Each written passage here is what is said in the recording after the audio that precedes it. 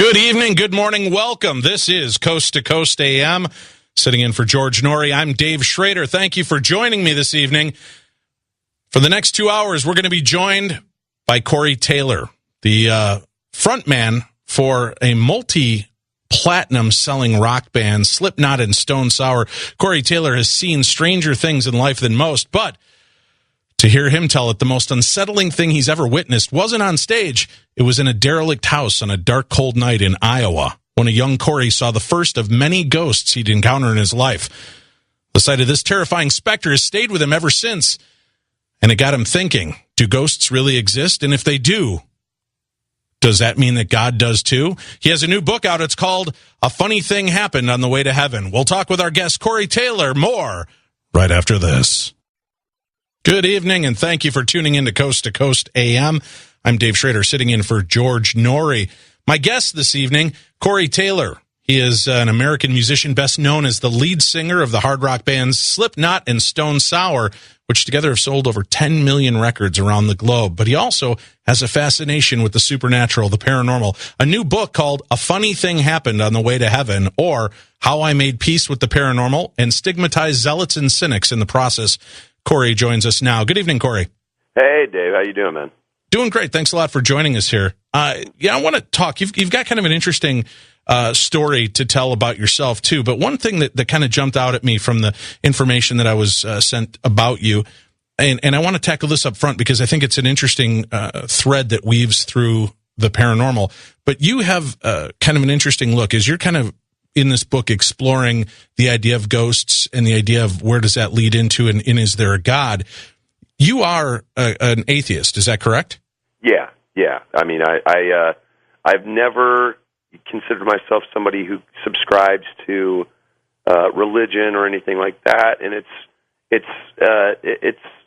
not a reflection on anyone's beliefs or anything. It's just my own personal belief system. I've preferred to kind of shoot everything a little more pragmatically, maybe a little more cynically, I guess, more than most people could say, but I am more of a practical thinker when it comes to this, which is one of the reasons why I wrote the book, because, having that background in practicality, I was, exposed to these experiences, and it was driving me nuts. I couldn't figure out what it was, so this was a way for me to kind of shoot it through a prism that I kind of understood and, try to wrap my head around it in a way. Well, as somebody who comes at it from an atheistic standpoint and maybe more cynical or more skeptical about the claims of an afterlife or God or religion, and yet you've had experiences in your own life, I'm just curious, where do you stand on the idea of spirits and ghosts? What do you think they are? Well, I think, honestly, I think that their souls or spirits are made up of the energy that we all give off. Our bodies give off tremendous amounts of energy and heat and power. And I think one of the ideas that I came up with in the book is that through force of will, our personalities or who we are is embossed onto this energy. And then when the body dies, that energy carries on with a little bit of that personality still intact. So almost like a fleeting intellect that can then kind of learn to reinforce itself by absorbing the energies around it and basically just kind of reinvigorating the energy or the bundle of energy.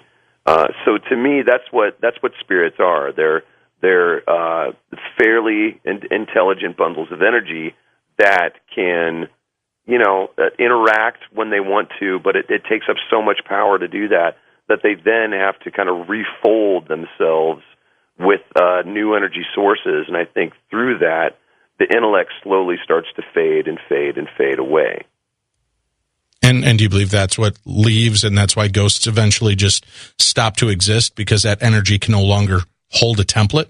Yeah, I think what happens is, once the intellect has depleted itself, that energy just basically bonds itself with another energy source, which is why, some spirits are able to manifest and keep going, depending on the force of the will, the force of the personality. The stronger the personality, the longer that the spirit can be maybe not aware, but definitely be involved in the world around it. If the spirit is embossed with a slightly lesser intellect or will, I think that fades a little quicker, and then once it's gone, that energy just basically finds another body of energy to coalesce with, and then everything just kind of starts over. So, do you believe that reincarnation exists then? I mean, it's definitely plausible. I mean, we see energy borrowing from other sources in science, and there's nothing to say that energy couldn't find its way into a living creature. So I don't know about being able to recall the memories through reincarnation, but there's nothing that says that energy can't be refolded into another living creature.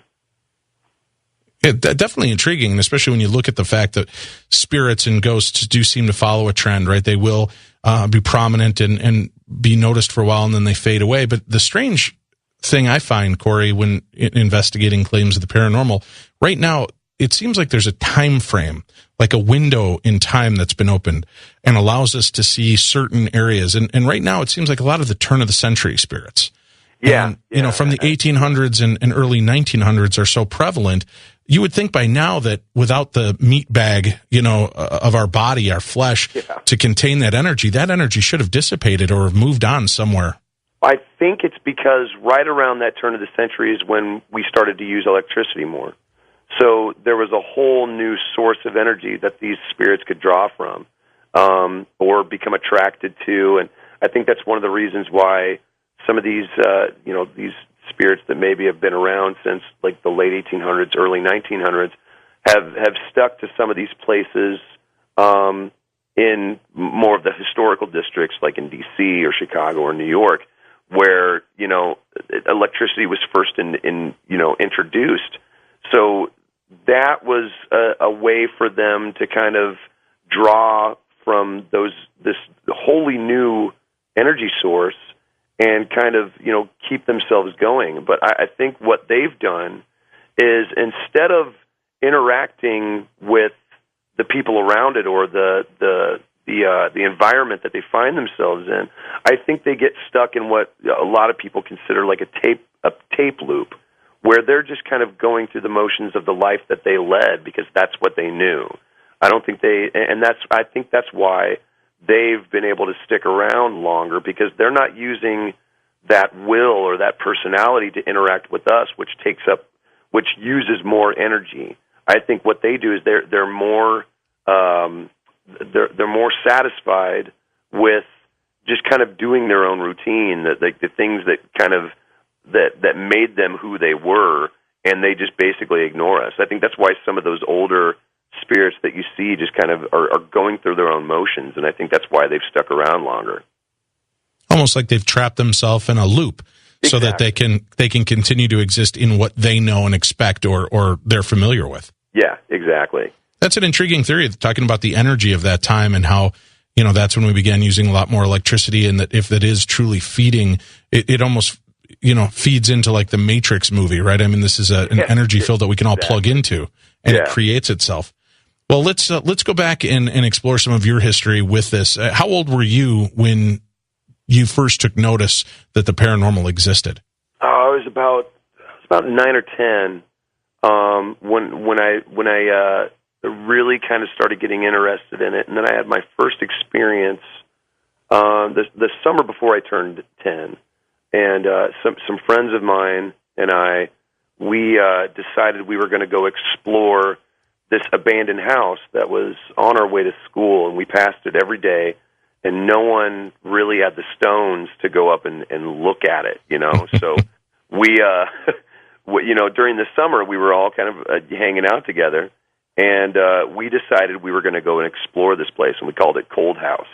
And we basically all just kind of escaped our respective apartments, and we met up, and I mean, it wasn't that far away. I mean, it was literally probably soup to nuts. It was probably about 2-3 blocks away, but that might as well have been miles.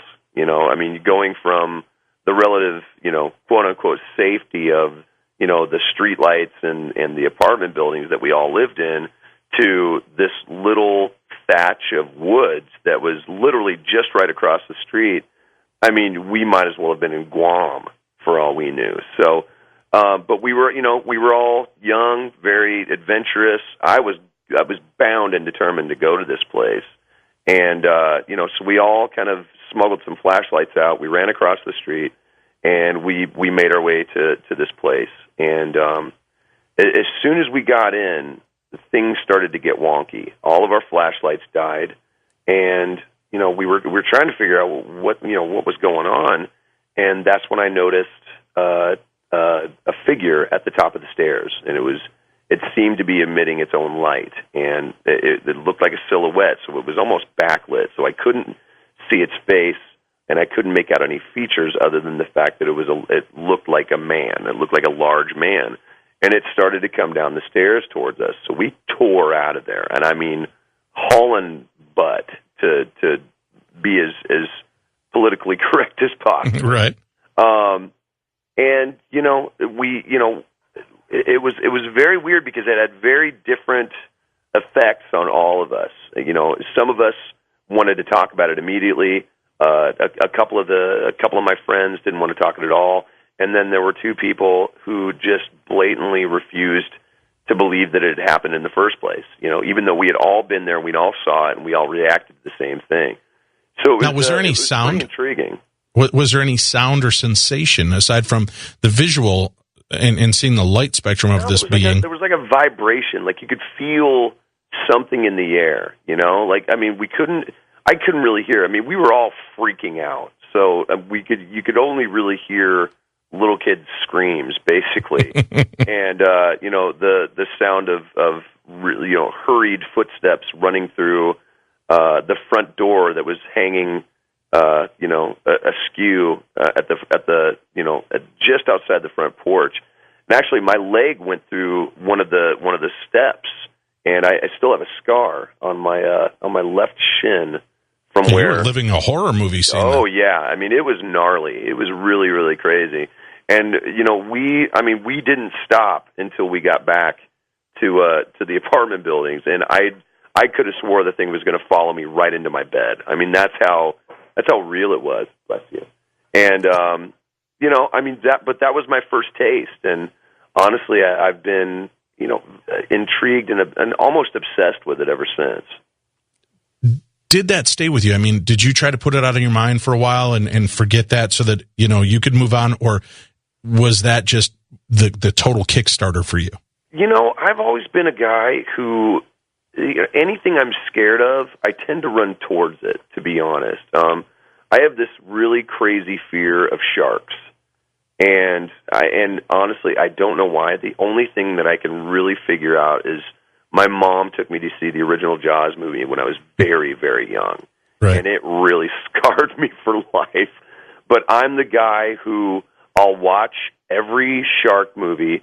I'll watch every drop of Shark Week that I can get my hands on. My wife, who is absolutely obsessed with sharks, got me into a Shark Tank a couple of years ago with these giant Galapagos sharks. And they may be fairly docile, but to me, they were just giant switchblades coming at me. Like, I was freaking out. But that's just the way I've always been. I've always, if something freaks me out, I tend to run towards it more than away from it. So with something like this, even though it was, fairly terrifying and very polarizing, I wanted to try and figure it out, and so I've always found myself in these situations where, especially something like this, like the paranormal, where I'm desperately trying to wrap my head around it from a very different point of view. I run towards it, and so since I was a kid, I've always been fascinated by it. And when somebody sits down and tells me something, I don't immediately dismiss it. I listen to it with as open a mind as I possibly can. With that said, running towards your fears, did you ever try to make another entry into that house? Did you ever go back to reinvestigate it either as a child or an adult? No, I would have, but I moved away shortly after that. I actually ended up moving to Florida with my mom and her boyfriend. And by the time I came back to Des Moines, I was about 7-8 years later, and by then they had developed that whole side of the south side. So not only were the woods gone, but that house was gone. Like, it was all, like, they basically kind of filled in that blank right there. I mean, it was this neat little set of woods right in the middle of this suburb that was just, part and parcel for a kid's imagination. And they basically developed it and turned it into a street with some houses. And yeah, so it was kind of a lost opportunity. But I did go back there and try to find where it was, but it had been developed since. Are you also intrigued, Corey? I mean, you're an intelligent man. We've spoken before and, well-versed in a lot of the aspects of this. But does part of the allure of the supernatural have to do with actually the research of the history and trying to understand why this particular parcel or this particular property would have an energy that wished to stay there?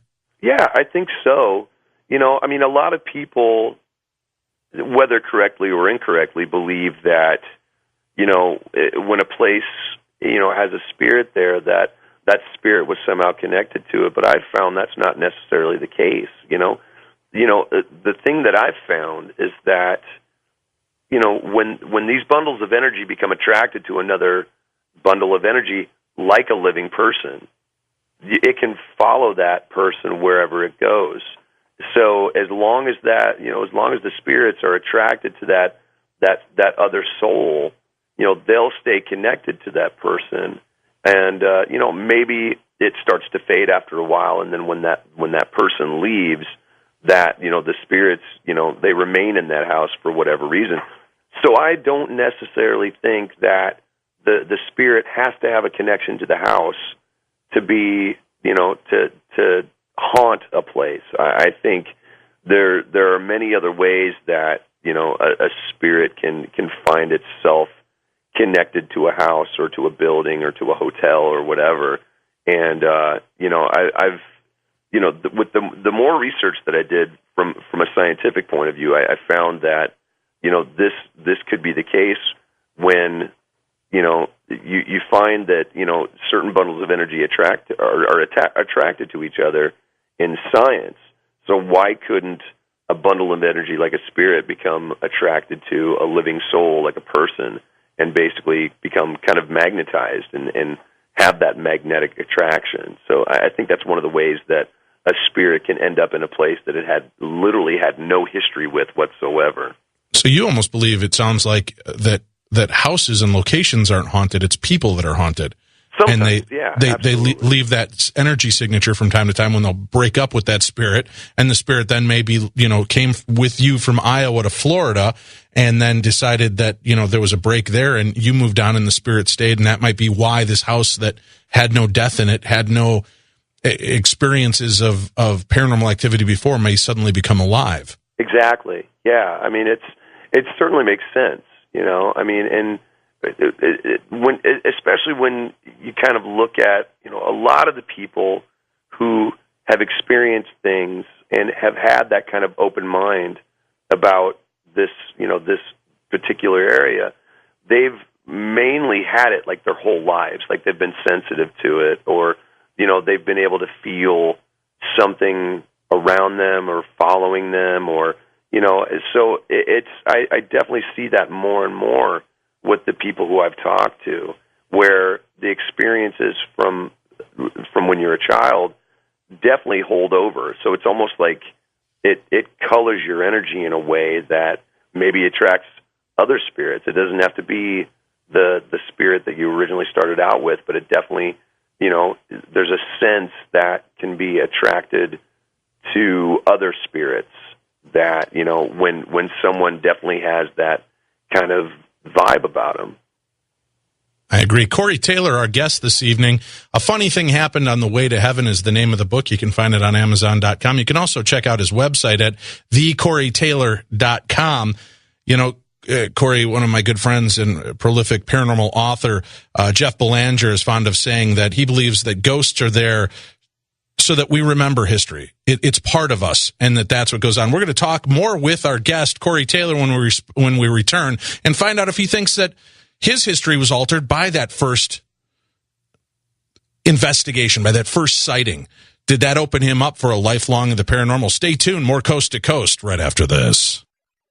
A Funny Thing Happened on the Way to Heaven, a new book by Corey Taylor, lead singer from Slipknot and Stone Sour. He's here with us, explaining in the first segment of the show here his first experience at about the age of 10, his first encounter with the paranormal. Do you think, Corey, that opening, that first encounter has opened you up to the life that you've led and the strange paranormal activity? Do you believe that might have been the key that switched things on for you? Maybe, yeah. I mean, I can definitely trace everything back to that, you know. I mean, before that, I really had never seen anything or experienced anything, you know. I mean, I obviously had heard, you know, little ghost stories here and there, but I'd never really seen anything, you know. And I think maybe that in that moment, you know, something happened. I mean, to analyze it, maybe there was something to do with, you know, still being young and still developing, you know, my brain or whatever. I mean, there's a number of ways you can look at it and possibly come to the conclusions. But yeah, I definitely think that might have been the catalyst for it.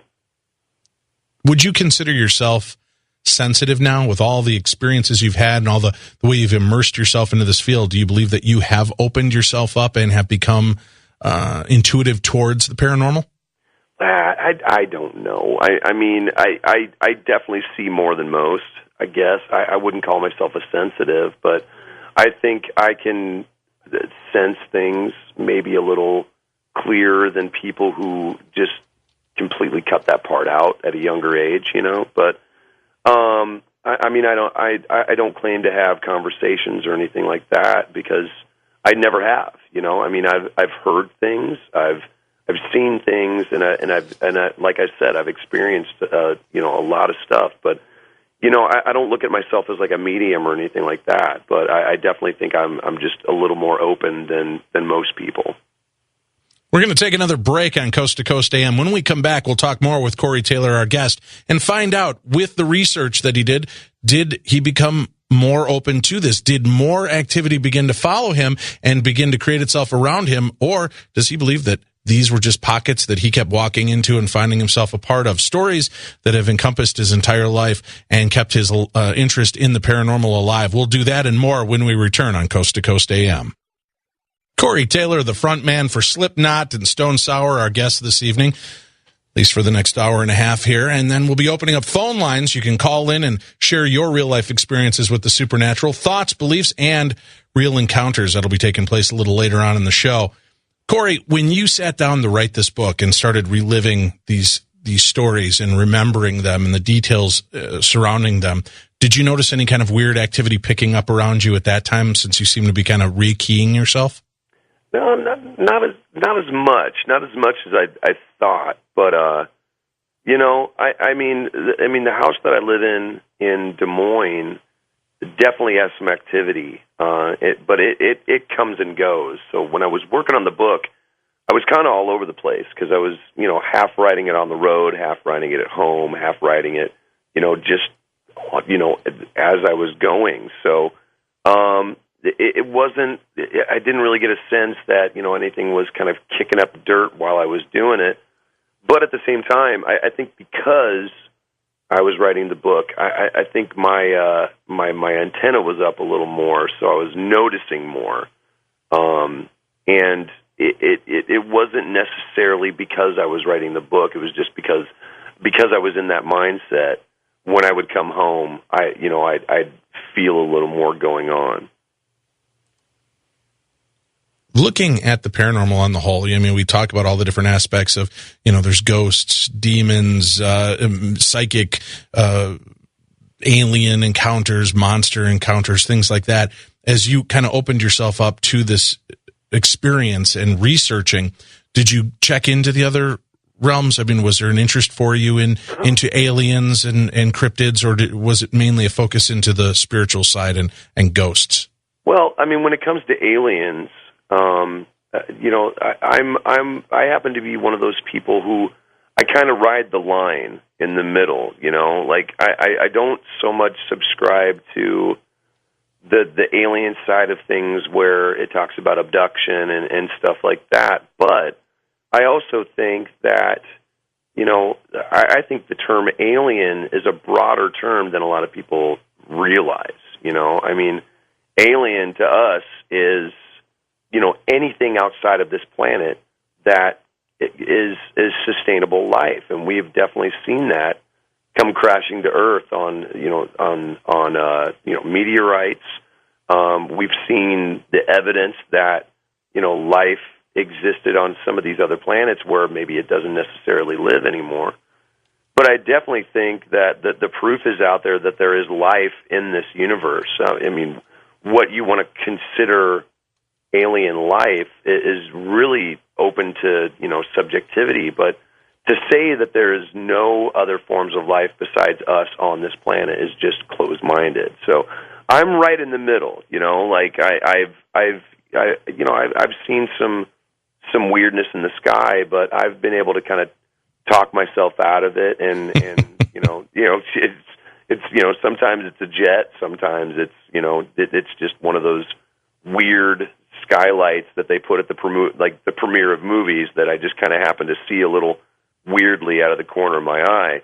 I've never seen a ship, I've never seen a saucer or anything like that, but I do believe that there is life beyond this atmosphere that we're breathing in, and for people to say that there isn't is just that's just being obstinate. And I think the more that people get on that page, the more we're going to be able to support the various agencies who are trying to explore more and to find that proof and to show people that yes, there is life out there. There are a lot of musicians who have come forward, throughout history that have talked about the fact that there are times that they feel open as though something grand is moving through them to help create their music, the lyrics, the book, whatever they're working on currently. Yeah. And, I remember Jimmy Page was certainly into that with Led Zeppelin and quite a few of the other major rock and rollers. Paul McCartney has talked about those kind of moments when it just seems like a song was born into him and it was a source coming from somewhere else. As somebody who actually explores the supernatural with an interest, have you had those experiences where songs, music, things come to you and it feels as though something is helping you along? Yeah, maybe. I've never really thought about it that way, but I mean, it's interesting. When you give off a certain type of energy, I think the various types of energies are attracted to you, whether that would be a bodiless spirit or other people. And I think, I think our bodies unconsciously feed off of that. So I think maybe when you have that kind of creative energy in you to begin with, and you're with a lot of creative people, you can feed off of their energy and get crazy ideas that might not have come to you if you hadn't been with those people. So maybe, stranger things have happened in my life, so well, music is definitely a vibration and an energy. Absolutely. And it's one of those things that it transcends language barriers. It transcends borders, boundaries. It transcends continents. Music is the one thing that we can all agree on. We may not be able to agree on the same type of music, but I think for the most part, every person on the planet can agree that music stirs something in them, whether it's the same type of music that, the person next to you is listening to is irrelevant. Music is the one thing that we can all gravitate towards because it is so freeing, and when it's done right, it's relieving. And I want to develop that a little bit later, especially because you've recorded in some pretty amazing places and have had a chance to, tour and play on stages where many famous bands have played and some musicians and artists that are no longer with us. I want to chat with you a little bit more about that as we continue to develop your story. But about the age of 10, you had your first experience. How long a gap was it between that point and when you had something else you would say definitely fit into the category of the supernatural? Oh, it was a few years. I was definitely a teenager. I'd probably say the next time that something happened was when I think it was when the dark shape chased my friends and I. We were all hanging out in a little town just outside of Des Moines called Indianola, and we were all hanging out, as kids from small towns are prone to do, on a street clear out in the country. Your choice is fish a lot of times when you're hanging out in Iowa. You right. take your excitement where you can find it. And we were all hanging out, and we were on this very dark gravel road, and we just noticed this shape, this black shape that was, and it looked like a person standing in a field. And all of a sudden, it was a little closer, and then it was a little closer, and we all saw it, and we all reacted to it, and we all jumped in the cars that we had come in, and we tore off, and this thing was keeping up with us, and it really freaked us out, and we got back to a part of town called the Square, which was basically the main drag, but it was literally a 1 block by 1 block little radius where the courthouse was right in the middle of the place, but that's ironically where all the teenagers hung out. And we all sat there and we kind of talked about it, and it really freaked me out because it took me back to that day at Cold House, and that figure on the stairs. Now, I didn't put 2 and 2 together and think that it was the same entity or anything like that, but it definitely stirred it up, and maybe I'd kind of put it from my mind for a while. But then after that, I really started to kind of, document different stories with other people, and, I started, seeing a lot more and experiencing a lot more after that. So even though, at 10, that was my first experience, it wasn't until later on, I was probably about 13 or 14. So it was a few years after that these things started happening again. So a dark energy, was it humanistic, did you say, or more animalistic, it was almost like a living shadow.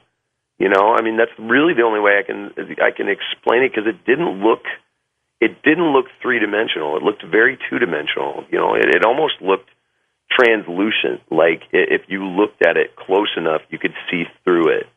But it had substance.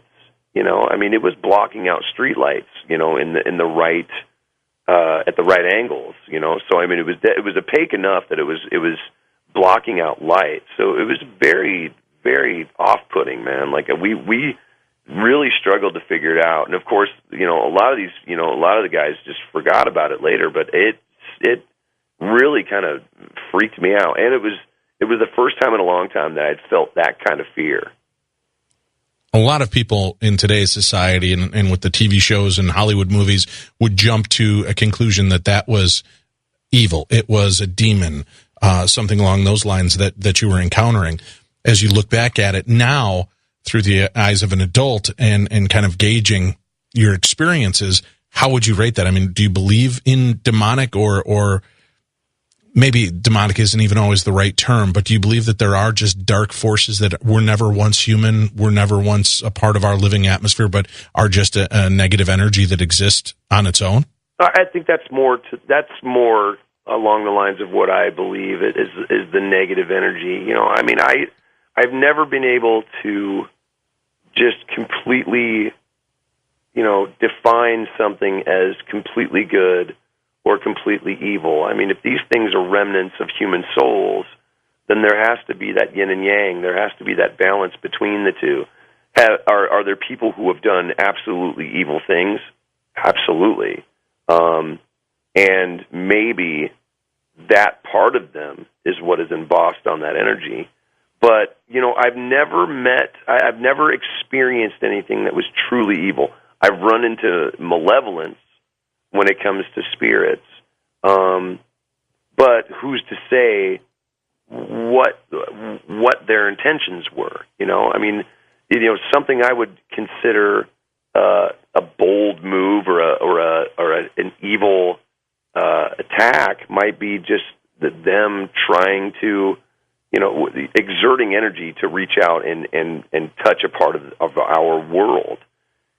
So for me, everything's relative, and I've definitely kind of grown into that mindset over the years where I don't feel an evil presence or anything like that. I think that, some of these spirits are more mischievous and more intense. But that did definitely trigger a fear factor inside you. Oh, yeah. Well, I was young, too. Sure. A lot of that stuff really doesn't scare me anymore. I talk about the kids that live in our house, the spirits that live in our house who are children, and it immediately freaks people out who aren't used to it. But because I've kind of been around it for a long time, it doesn't bother me at all. In fact, it's comforting to know that maybe these spirits followed me from one of the older places that I lived in because I had a fatherly vibe to me. So I don't get freaked out, especially when they move things or they interact with us. I just kind of shrug it off, because if it was truly evil, there would be more darkness going on. I agree. I tell people that often that will contact me and say, I think I'm dealing with a demon. And I said, well, then you're not. Well, what do you mean? How do you know? I said, because if you think you're dealing with a demon, you're not. You'll know if you're dealing with a dark force, with energy that's it's not, well, they moved my car keys and they keep moving them on me and it's driving me crazy. Exactly. Is that the demon of moving car keys? He's got the worst job ever, right? Yeah, exactly. So when you're dealing with this stuff, right, and I mentioned, because people will contact me too and they want to know about shadow people and they'll see them, and some have this very kind of basic experience where they see them and almost, they're comforted and they roll back over and go to sleep. Now, if Corey, you and I woke up and there's somebody standing in our room, human form, just rolling back over and going to sleep is not on our agenda, right? It's exploration. It's who the hell are you? Why are you here? But when you have these experiences with these things where you just feel like it's a comfort and it's supposed to be there, I think people do make an illogical jump quite often to it being evil because it's something that alarms them, is different than what they're used to, or heaven forbid they've got a dark form, they must be automatically evil. Well, yeah, and it's that inherent fear of the unknown that's kind of genetically encoded in all of us. It's why more people are prone to dismiss something and shrug it off as maybe imagination instead of exploring it and looking at it from a more pragmatic standpoint. But it's not to say that there's not that initial chill. Sure. We all get it. No matter how long you spend around this stuff, you still get that initial chill. But if you're practiced at it and you know how to react, you can almost calm yourself down. There have been moments where a perfect example is when I was at the Houdini, the mansion, the mansion where we recorded Volume 3 with Slipknot, and there's a whole chapter about this in the book. The last night I was there, I kind of woke up for a split second, and I thought I saw somebody at the bottom of the bed, standing there at the bottom of the bed. And as I was trying to kind of wake up to see who it was, the sheets and the blankets got yanked off of me. Now, my immediate reaction was, holy bleep, what was that, But then, you kind of come to, you see that, honestly, there's nobody there, and it's kind of wiped itself out just by using that much energy. So you just kind of go, oh, God, really? Okay, fine. And you go back to sleep. But it is unsettling at first. Well, right. There's that shock value anytime you have something happen, but it's how you respond to it afterwards. That's what I do explain to a lot of people that have that fear. I say, once you get past that initial shock and awe of seeing something you didn't expect there, do you feel negative? Do you feel bad? And a good portion of the people, I would say probably in the 90% ratio, will tell me, no, I don't feel frightened. And I think that that's exactly what you've been hitting on, is it's that energy we all have to learn to accept.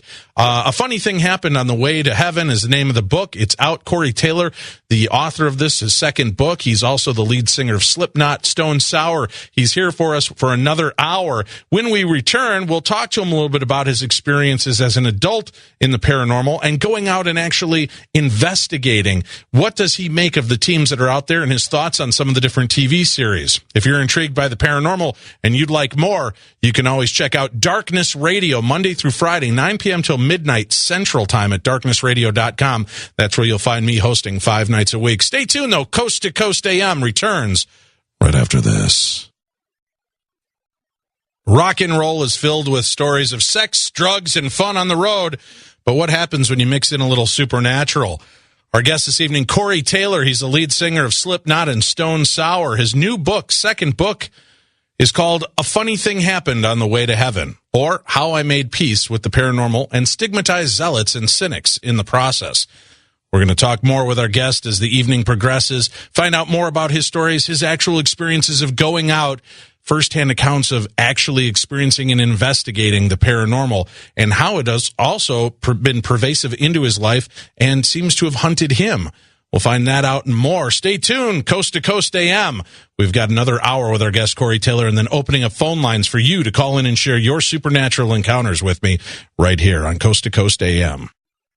A Funny Thing Happened on the Way to Heaven. That's the name of the book by our guest, Corey Taylor, lead singer of hard rock bands Slipknot and Stone Sour, back with us to share more of his experiences with the supernatural in his life. We've talked about your childhood and that you've first experienced around 9 or 10 years old, the next one around 13, and just some shocking experiences. Also, your experience when you were at the mansion in Hollywood where you were recording one of your albums. Did this become, after 13, did this become more of a regular phenomena to you? Were you having this at least a couple times a year where you were bumping into spirits or having some kind of acknowledgement that ghosts and the paranormal were around you? Yeah. I mean, and it wasn't necessarily places that I lived. It was places where some friends of mine would live, and I'd go visit them, and I'd stay with them for a while, and I'd witness things there. So, yeah, I mean, it was kind of an ongoing thing that just kind of permeated everything. I mean, it wasn't something that I was completely dedicated to. I mean, if I ran into it, I ran into it. I wasn't like searching it out professionally. I was much more involved in music. I was really starting to, kind of take that side of things seriously and really, trying to get things going with that. But, it was getting to the point where, even though I wasn't searching it out, it was happening fairly regularly. So I was, beginning to take it a little more seriously and really start to kind of, look for answers, Were you talking to others in your field? I mean, other musicians, were they open about their experiences and what they were having, or were you just keeping this to yourself? Well, I mean, honestly, it wasn't something that I talked a lot about outside of my own group, as especially with Stone Sour and then with Slipknot. I talked to those guys about it and kind of picked their brains about it, and for the most part, a lot of those guys are like really on the same page as I am. And but it wasn't until I put the book out that I started to kind of get calls from other friends of mine and other in different bands telling me that after reading the book, like it really helped them kind of put things more in perspective because they had things that they couldn't explain happen to them. So it was it was good to know that I was encouraging people to look at it from a different point of view and try to try a different explanation for things. Where do you believe that the experiences that you're dealing with, are they coming to you? Are you just accidentally bumping into these energies? Do you think like the TV series, Ghost Whisperer and show Medium, there's just ghosts around us at all times that are just there interacting on whatever energy level they're on, and it's just always there? Or do you think that there are pockets where it is more contained and maybe a little bit more prevalent? I think it depends on the spirit. I think it depends on the strength of the energy. I think it depends on the person. Because, like I said before, people give off a different sort of energy. Everybody gives off a different type of energy. And I think certain people are more susceptible to having these spirits interact with them because of the attraction, because the excitement that the energy experiences being around a bundle of energy like that. And I think it's a little bit of all of that. I think if a spirit has spent a lot of time in one place and knows how to kind of reinforce itself, through the various pockets of energy that it can draw from. I think if it feels comfortable and you walk into it, it'll definitely make itself known if need be, especially if it is intrigued by the energy. But I also think that maybe certain people can bring that out of a place that may or may not have a bountiful bountiful amount of experiences that come with that. I think certain people can draw that out of it. So I think it happens on both points. What made you decide that this was the thing that you wanted to tackle in your second book, to go into the supernatural aspect of your life? Well, I mean, honestly, it was pretty easy. After I wrote the first book, it was I really loved the format of it because it kind of wrote itself in a lot of ways. The first book was about the 7 deadly sins, and basically how I was playing devil's advocate for these sins, basically saying that the sins weren't sins. It's how people it's how people experience them. Lust isn't a bad thing in moderation. Greed isn't a bad thing in moderation. So it was me basically making the argument that these are just part of being human, and they're not necessarily sins. It can lead to sin, but it doesn't necessarily mean that the feeling is a sin. It's just an emotion.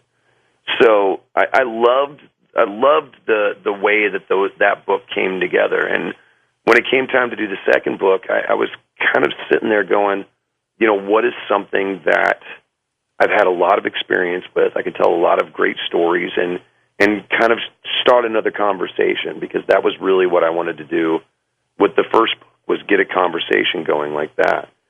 And, it occurred to me that I was like, I've had all of these experiences with the paranormal, and I've never really sat down and tried to start a conversation to figure out, to really collect all of my beliefs when it comes to that stuff. So it really just kind of made sense if I wanted to do the same type of format with the second book, to kind of go from there. And it, I had half of it written before I even knew what was going on. I mean, the majority of the work that I did on it was just doing all of the research into all the scientific background. Well, you've talked about the scientific side of it. Explain to me, and for the listeners, what do you mean by that? What did you do that was scientific to try to look at the supernatural? Well, I wanted to look at it from the standpoint of the energy. I mean, that's what really kind of keyed me in, was looking at it from the standpoint that, these souls are energy. And it all kind of started with my idea of intelligent energy, where, the soul plus the will or the personality equals a spirit. And I wanted to find out if there was anything in like scientific law or in any of the research that had been done that would back this up. And what I found was pretty fascinating.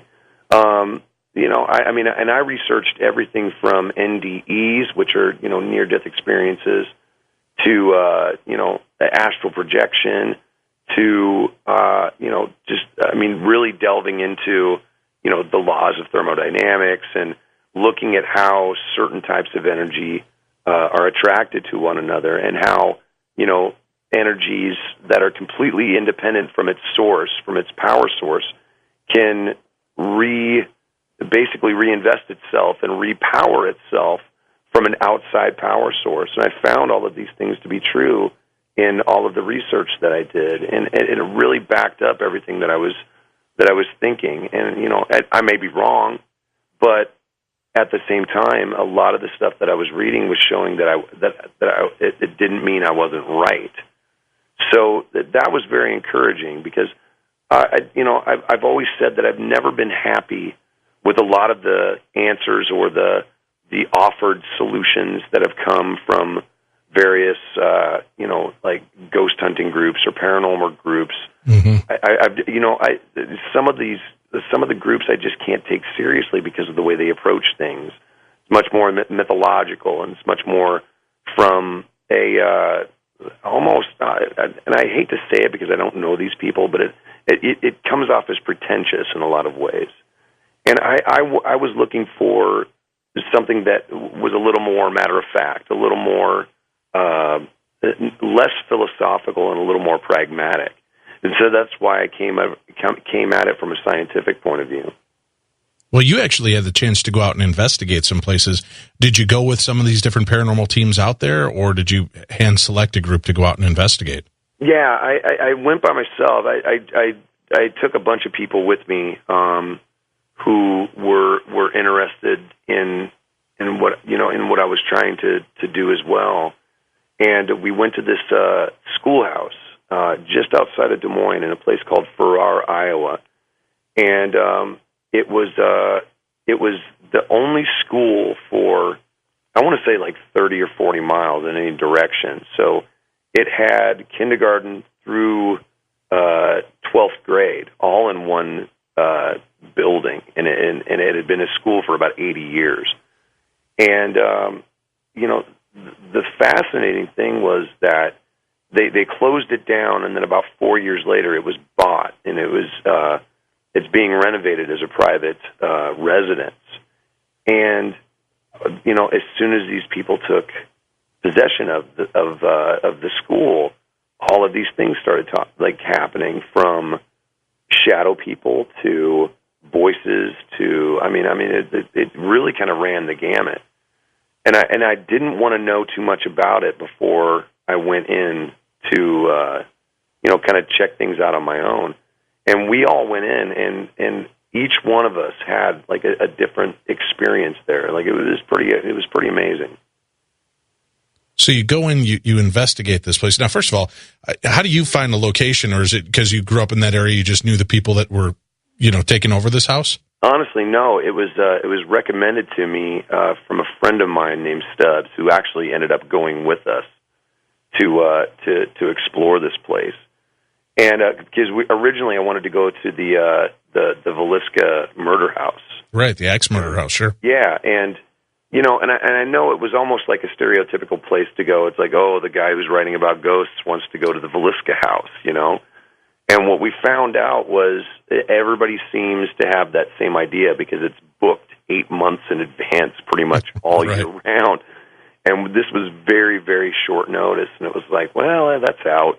What else you got? So it was Stubbs' idea to check this place out. He'd heard about it, and he had some experience going out and investigating the paranormal as well. So, after he mentioned that, I was like, absolutely, let's go check this place out. He called the owners, and they were like, you feel free to come in. All we ask is we want a copy of the book when it comes out. So it was a pretty good deal, Nice trade out, right? Yeah, exactly. So when you're in there investigating, you're hearing their claims, but you're trying to keep it so you're not front loaded with too much information. Yeah. How long were you in the location to investigate it? Oh man, we were there from about 6 or 7 p.m. till I think we finally packed up and left about 2:30 or 3 in the morning. So we were there most of the night, and we had the place until 7 in the morning. But we were so close to our own homes that we were like, you know what? None of us wants to sleep in a gymnasium. Let's just go home and sleep in our own beds. And we recorded a lot of, we got a lot of content, and I documented a lot of it in the book. And how soon into getting in there were you dealing with something? I mean, was it right away, or did it take a while to build? Yeah, it took a while. We were there probably for a couple of hours, and a lot of it was just us just walking around exploring stuff, and just kind of checking everything out, because it was a pretty big place. So, when even though we're all adults, you kind of have that excitement of, oh, we're in this big place and there's nobody else around. Let's just go check it out, So we were just running around checking everything out, and then once we really started to kind of sit down and turned all the recording equipment on, we had the cameras going. And, we were sitting around doing, EVP work, electronic voice phenomena. And it was probably about an hour after that we really started to kind of experience different things. And when it happened, man, it was full blast. It was like the door just threw itself open and you were in it, huh? Oh, it was pretty exciting. We were catching bits of voices and, hearing singing and stuff like that.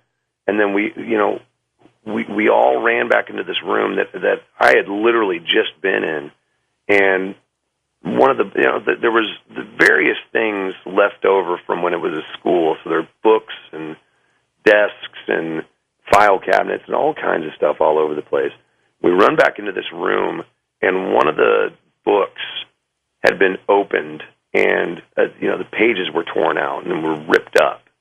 And none of us were in there. We had all been sitting together in one of the other rooms. And I was like, oh, okay, this is interesting. And then all of a sudden we heard a really loud bang come from the floor below us and all the way at the other end of the school. So we all run down there. But very, very Scooby-Doo, by the way. I mean, we were all running together in a pack. And we get down to the room, and one of the people who was with us had opened one of the file cabinets and left it open. And when we got there, it had been slammed shut so tight that it took me using both hands to get it back open. So, I mean, it really started to kind of take off after that. You get done with an investigation like that. You walk away. What goes through your mind at that point? I mean, it's obvious that there's so much more going on around us at all times. Yeah. And we're immersed in it. We're so caught up in our daily regimen of, driving kids to school and doing our job and watching TV and whatever, we're intrigued with. But all of a sudden this comes in, and this is a whole different level of consciousness. How does that affect you, when suddenly you realize just how much is really going on around us at all times? I mean, it's when you're in it, I mean, you're hyper sensitive. And maybe that's because of the adrenaline, and maybe that's because you want to be completely wide, you want to be wide open. You want to be, ready to, experience something or track something or mark something in your memory so you can check the footage back later. That's exhausting, to be honest, because you're almost on full blast for, 7 hours. And then you get done, and not only are you just completely wiped out, but you still got to drive home. So, honestly, the last thing on my mind was, I was like, you know what? All of that stuff can wait. I can check the cameras later. I can check the recording equipment later. All you really want to do is sleep, because you're so tapped out. The tanks are empty by that point. But then, I never like to rush to check stuff out like that. I always want to wait until I'm ready to really dig into it, because if you don't wait until you're ready, you won't have the patience to really sit through hours of just nothing going on, So you just kind of have to let yourself have a couple of days to just regroup and refresh, and then you sit down and, even though it's a very arduous task, it's when you hear things like, taps on the chair when nobody else is in the room, and nobody else is in the room, it's pretty exciting. Our guest this evening, Corey Taylor. His new book is out, came out a little bit earlier this year, and you can get it, read it for yourself, learn more about his experiences with the supernatural, his thoughts and beliefs. A Funny Thing Happened on the Way to Heaven, or How I Made Peace with the Paranormal and Stigmatized Zealots and Cynics in the Process.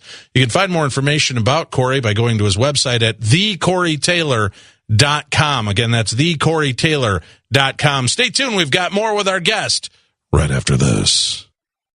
A Funny Thing Happened on the Way to Heaven, or How I Made Peace with the Paranormal and Stigmatized Zealots and Cynics in the Process. That's the new book by Corey Taylor. We're talking with him this evening. He is the front man for the band Stone Sour and Slipknot. Now, you've had experiences with the band, and whereas other band members have had these experiences as well with the strange and the supernatural. You mentioned earlier a brief moment you had in the Houdini Mansion where you recorded, was it your third album with Slipknot? Yeah, Volume 3, The Subliminal Verses. Yeah, that was I could have done a whole book just about that recording process, man. I mean, it was pretty gnarly. Well, share with us. What are some of the things that took place? Oh, well, I mean, besides the aforementioned yanking of the sheets, that was right. That was pretty gnarly. The first thing that really happened was, we had just moved in, and we were kind of exploring the place, kind of like I was talking about before. When you show up to a new place that's kind of big and unexplored or abandoned or whatever, you kind of turn into a kid again. So you're just kind of running around, looking at things, checking things out. The place was wide open, like they hadn't moved a stick of furniture in yet. So there was a bunch of us there, and we were all just kind of running around checking things out. And there was this room in the basement. Like, the only thing I can think of is that maybe it was a part of a wine cellar or whatever. And it had this massive sliding door on it, and no lights, no windows. I mean, it was like the darkest room I've ever been in my life.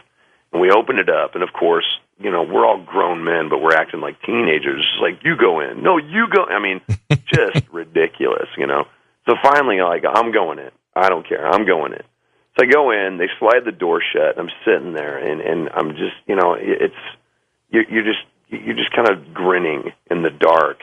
And, I really had the sensation that something walked right through me.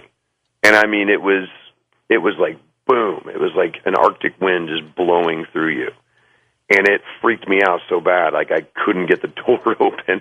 And what I didn't realize was that I was pulling one way, and the guys were pulling the other way because I was trying to get out, and they were trying to open the door. But for some reason, we were canceling each other out, and we weren't opening the door at the same time.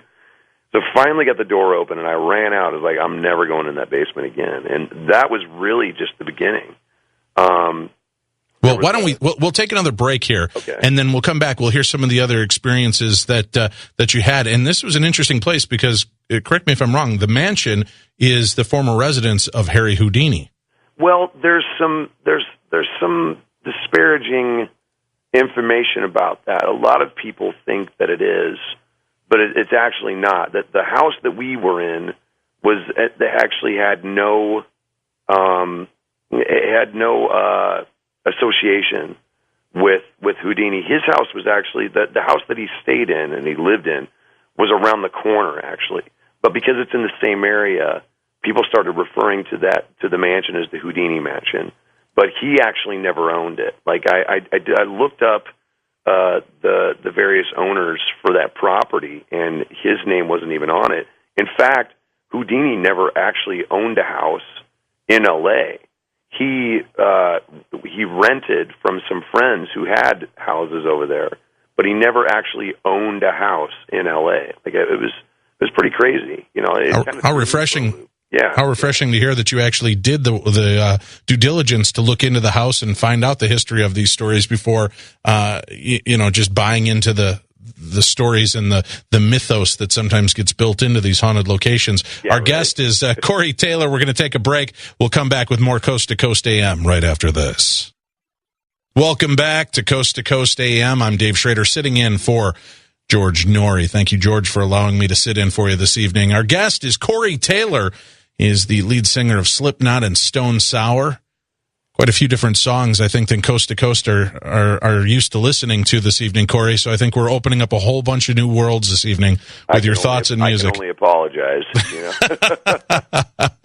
Actually, it's fantastic. And in a little bit, I do have an email I want to share with you from that we received from a veteran that I thought you'd be interested in. But we were talking a little bit about your experiences and when you were at the mansion, when you were recording your third album, and that many of you were having strange experiences. And you said you could practically write an entire book just on the experiences and the energy that was there. You also mentioned that you did some research to find out the previous owners, which I applaud you for actually taking that step and doing the due diligence to actually understand the location that you're there investigating.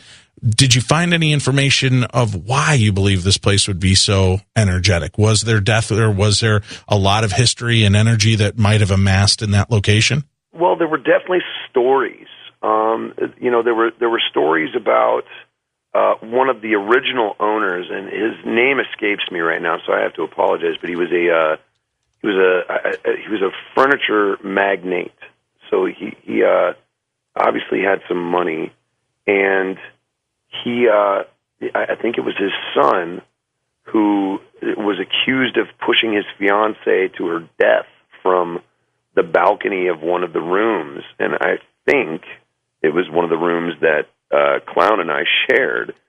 So, there were a lot of fascinating stories, and I tried to dig in as much as possible, or as much as the internet could allow me to looking up, some of these news stories and whatnot. And there were a few that had been scanned in and whatnot. But, for the most part, I couldn't corroborate everything. So I included them in the book as reference. But, like I said, there was a lot of stuff that I couldn't, put two and two together with. So I added it for color, and really that was about it. But there were a handful of pretty interesting bits that came from, honestly, when the mansion was unoccupied. There was probably a good 10 or 15 years where the mansion was basically a squat, and a lot of rock and roll bands would go up into the hills and live there, and there'd be all these crazy parties, and nobody honestly was living in the mansion. They were just kind of invading the place and having their way with it. And it was during one of those periods that a man was found hanging in one of the rooms, dressed head to toe in a tuxedo. And I didn't put his name in the book, and I can't remember it right off the top of my head, but what had happened was they'd found a suicide note with him, and it's basically saying that he had proposed to his fiancée, and she had said no. She basically rebuffed him, and he had dressed in the suit that he was going to be married in, and then took his own life. It was heavy duty stuff. Heartbreaking, and yeah, you can understand why some of these energies would be so entrenched there, especially when they're dealing with that kind of trauma in their lives, of why this energy, may not just dissipate when the end of the physical takes place, that this energy would hold on almost like a rupture in time and space and just be there. Definitely. To be a part of it. Star, basically. Right. And, I've definitely experienced things where when you're in a place that has experienced a significant historical event, and I've been everywhere from Dachau to Dallas and Dealey Plaza, and you can feel something in the air. You can feel the history. You can feel that something has touched the place. So when you have something like that, and it's such an unadulterated, unfiltered kind of vibe to it, it's even more intense. Music, as we talked about earlier, is such an amazing power. It has its own energy and its own vibration to it. And you're in this location there to record. You're doing this. Do you think that because of the energy of the music and the bringing together of these artists to create.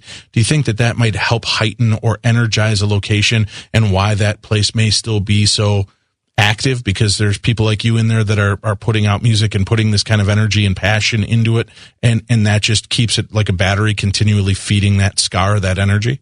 Yeah, I think that's part of it. I definitely think that when you get that many creative people in one place, it's going to stir up some kind of chaotic, energy.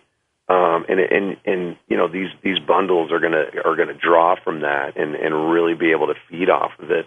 But I also think that when you get a group of people in any place, it kind of stirs everything up on a molecular level and excites the different spirits to the point where they want to interact with it. And this is whether people are creating or not.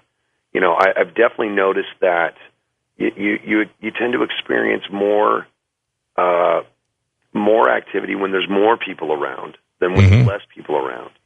That doesn't mean that it doesn't happen when there's nobody around.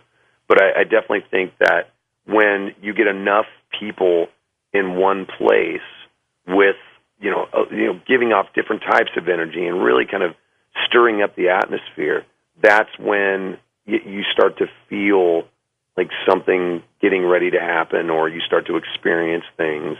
I think that's one of the things that happens when you get that many people in one place, especially a place like the Mansion. Do you ever use music as a trigger object to try to incite some type of activity? Sometimes, yeah. I mean, there's definitely been times where, I've been, sitting on my couch playing an acoustic guitar, and in the other room, I used to have other guitars kind of hanging on stands, and I would get done, and I could hear something brushing against the strings in the other room. Like, I mean, it's weird though. I mean, you really have to be feeling it when something like that happens. I think that triggers something with these spirits as well, where they maybe don't necessarily want to do something like throw a cup across the room or anything. They want to join you and kind of do the same thing that you're doing, almost like a mimicry kind of thing, which I've experienced as well. And we know, again, music has an amazing ability to bring us back in a place and space and time, and to heal and to help. I wanted to read this quick email to you. Howdy, Dave. Hey, man, I think it's great you're going to have a talent like Corey Taylor on Coast to Coast tonight. I'm a 30-year-old male and an Army vet. I spent a total of 19 months in the Middle East. I was 18 years old the first time I took steps on Iraqi soil, and I listened to Slipknot because it calmed my nerves and got my mind back into the right place. It's been awesome to watch Mr. Taylor grow as a vocalist and a writer. His songs have helped me deal with post-traumatic stress disorder and other combat-related issues. Music always brings me back. If you get a chance, tell him thank you from a once-broken, wounded vet who's now picking up the pieces. And that's from Sid Wooten. Wow, that's powerful. And I think that's the message with music, and that's why I'm so intrigued. We've begun in some of the investigations that we've done throughout the United States and in different parts of Europe is by playing some music. And you watch how it has an effect on the living, and, it has the effect on energy in places that we've been. And sometimes, there's a really intriguing piece of audio I'll try to send out to you, Corey, to listen to. A friend of mine caught at an old bar in a mining town in Virginia City, and he played just some old ragtime piano and left a recorder in the room and left. And when he came back and reviewed it, it sounds like this kind of cacophony of people at a party laughing and singing along with this piano. Wow. And it's just, you think about, this is something, and if you're going to hear something, wouldn't it be the vibration, and maybe why EVP is such a prevalent form of communication, music and vocalization. It's a vibration, and it's a way to breach through time and space, a way to push those messages through. Music, I mean, recording in that place, did you have any strange experiences with the recording sessions? Were you picking up strange voices or anomalies while you did record the album there? We didn't pick up a lot. There were definitely a couple of things that we caught on the Pro Tools that, we listened back to, and it was like, what is that? But for the most part, we could maybe chalk it up to a collision of different sounds, kind of coalescing to create something almost like a feedback in the background. So we were able to kind of figure it out, but there was still that moment where it was like, whoa, what is that? The interesting thing happened with the electronics in there, and I know you've probably had this happen, but when you're in a situation like that, the electrical equipment tends to go pretty wonky sometimes. Right. So we had all of these insane moments where, and not to use this cliche lightly, but a ghost would get into the machine and it would start looping in the weirdest spots to the point where we would have to shut everything down and restart it. And the first moment I experienced that was actually in the vocal booth, and we were just kind of doing rough run-throughs of some of the songs. And I had said something, and for some reason it started looping. And it started looping so much that the guys got mad at me because they thought I was being annoying. They thought I was actually doing it. And I'm standing there going, it's not me. I have no idea what's going on. And once we realized that, we noticed that it kept happening and kept happening to the point where something happened when we were doing a rough mix of, I want to say it was Vermilion, and this looping thing started to happen again. And so we were like, you know what, let's try to record this as much as possible. And we started to do like this really weird remix to it, as best we could, because it was really just this really very strange loop. And we actually used a little bit of that loop and remix at the end of Before I Forget and right before Vermilion Part 2. And it was a nice little segue and a nice little reminder that, that everything wasn't exactly what it seemed in that place. We've got a very little time left together, Corey. One story that kind of caught my attention from the book. Tell me a little bit about the time that you might have been pushed while you were carrying your infant son. Can you tell us a little bit about that? Yeah, that was a bad experience, man. Griffin was actually, I want to say he was about 1 or 2. It's probably closer to, probably right about in the middle. And I had some time off, and I was at my old house, which is in Des Moines, in an area called South the Grand, which is much more the historical district. It's actually on the historical annex, the National Annex. And some of these houses are, over 100 years old, and the house that I was in was actually built in 1905.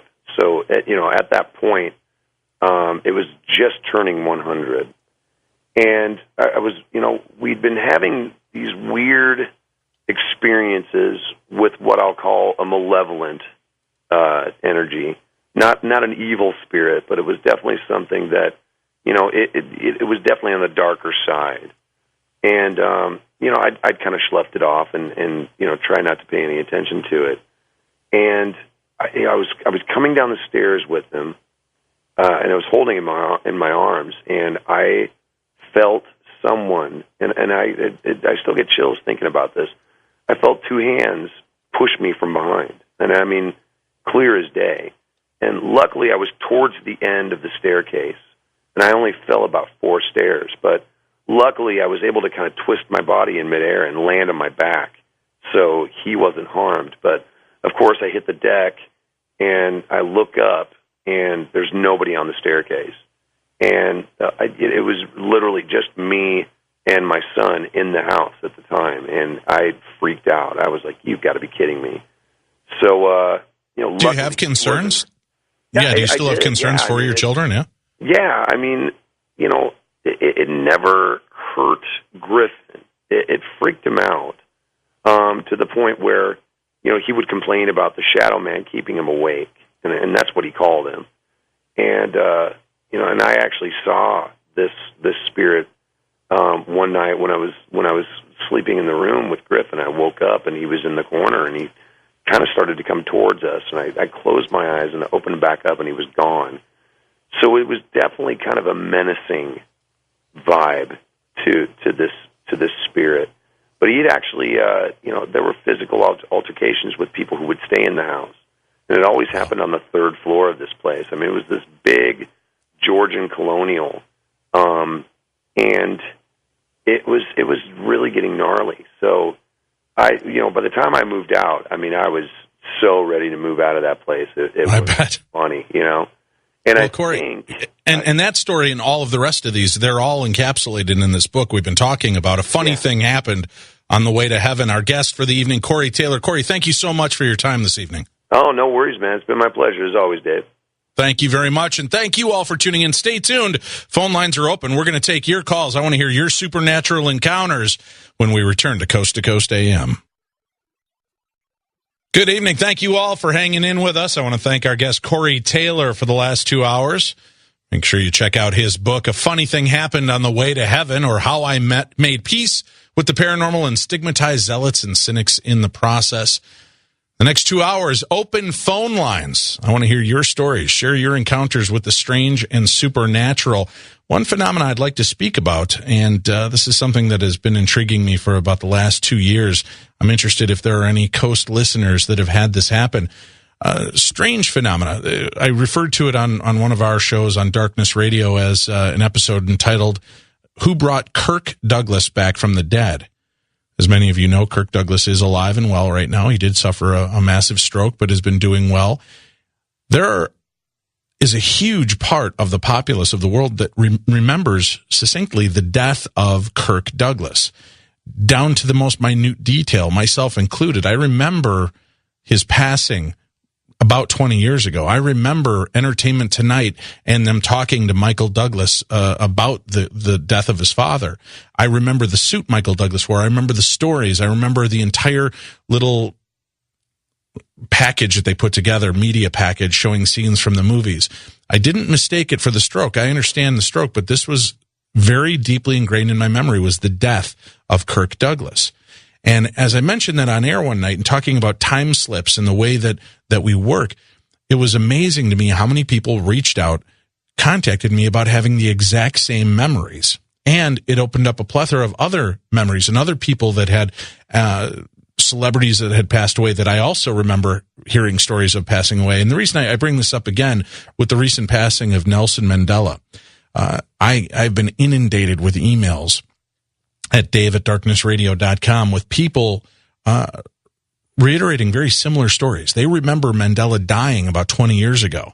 Some remember the story very clearly and were able to detail it. And here are people that are sending me emails from different parts of the world that are basically telling me the exact same memories and stories of when this news broke.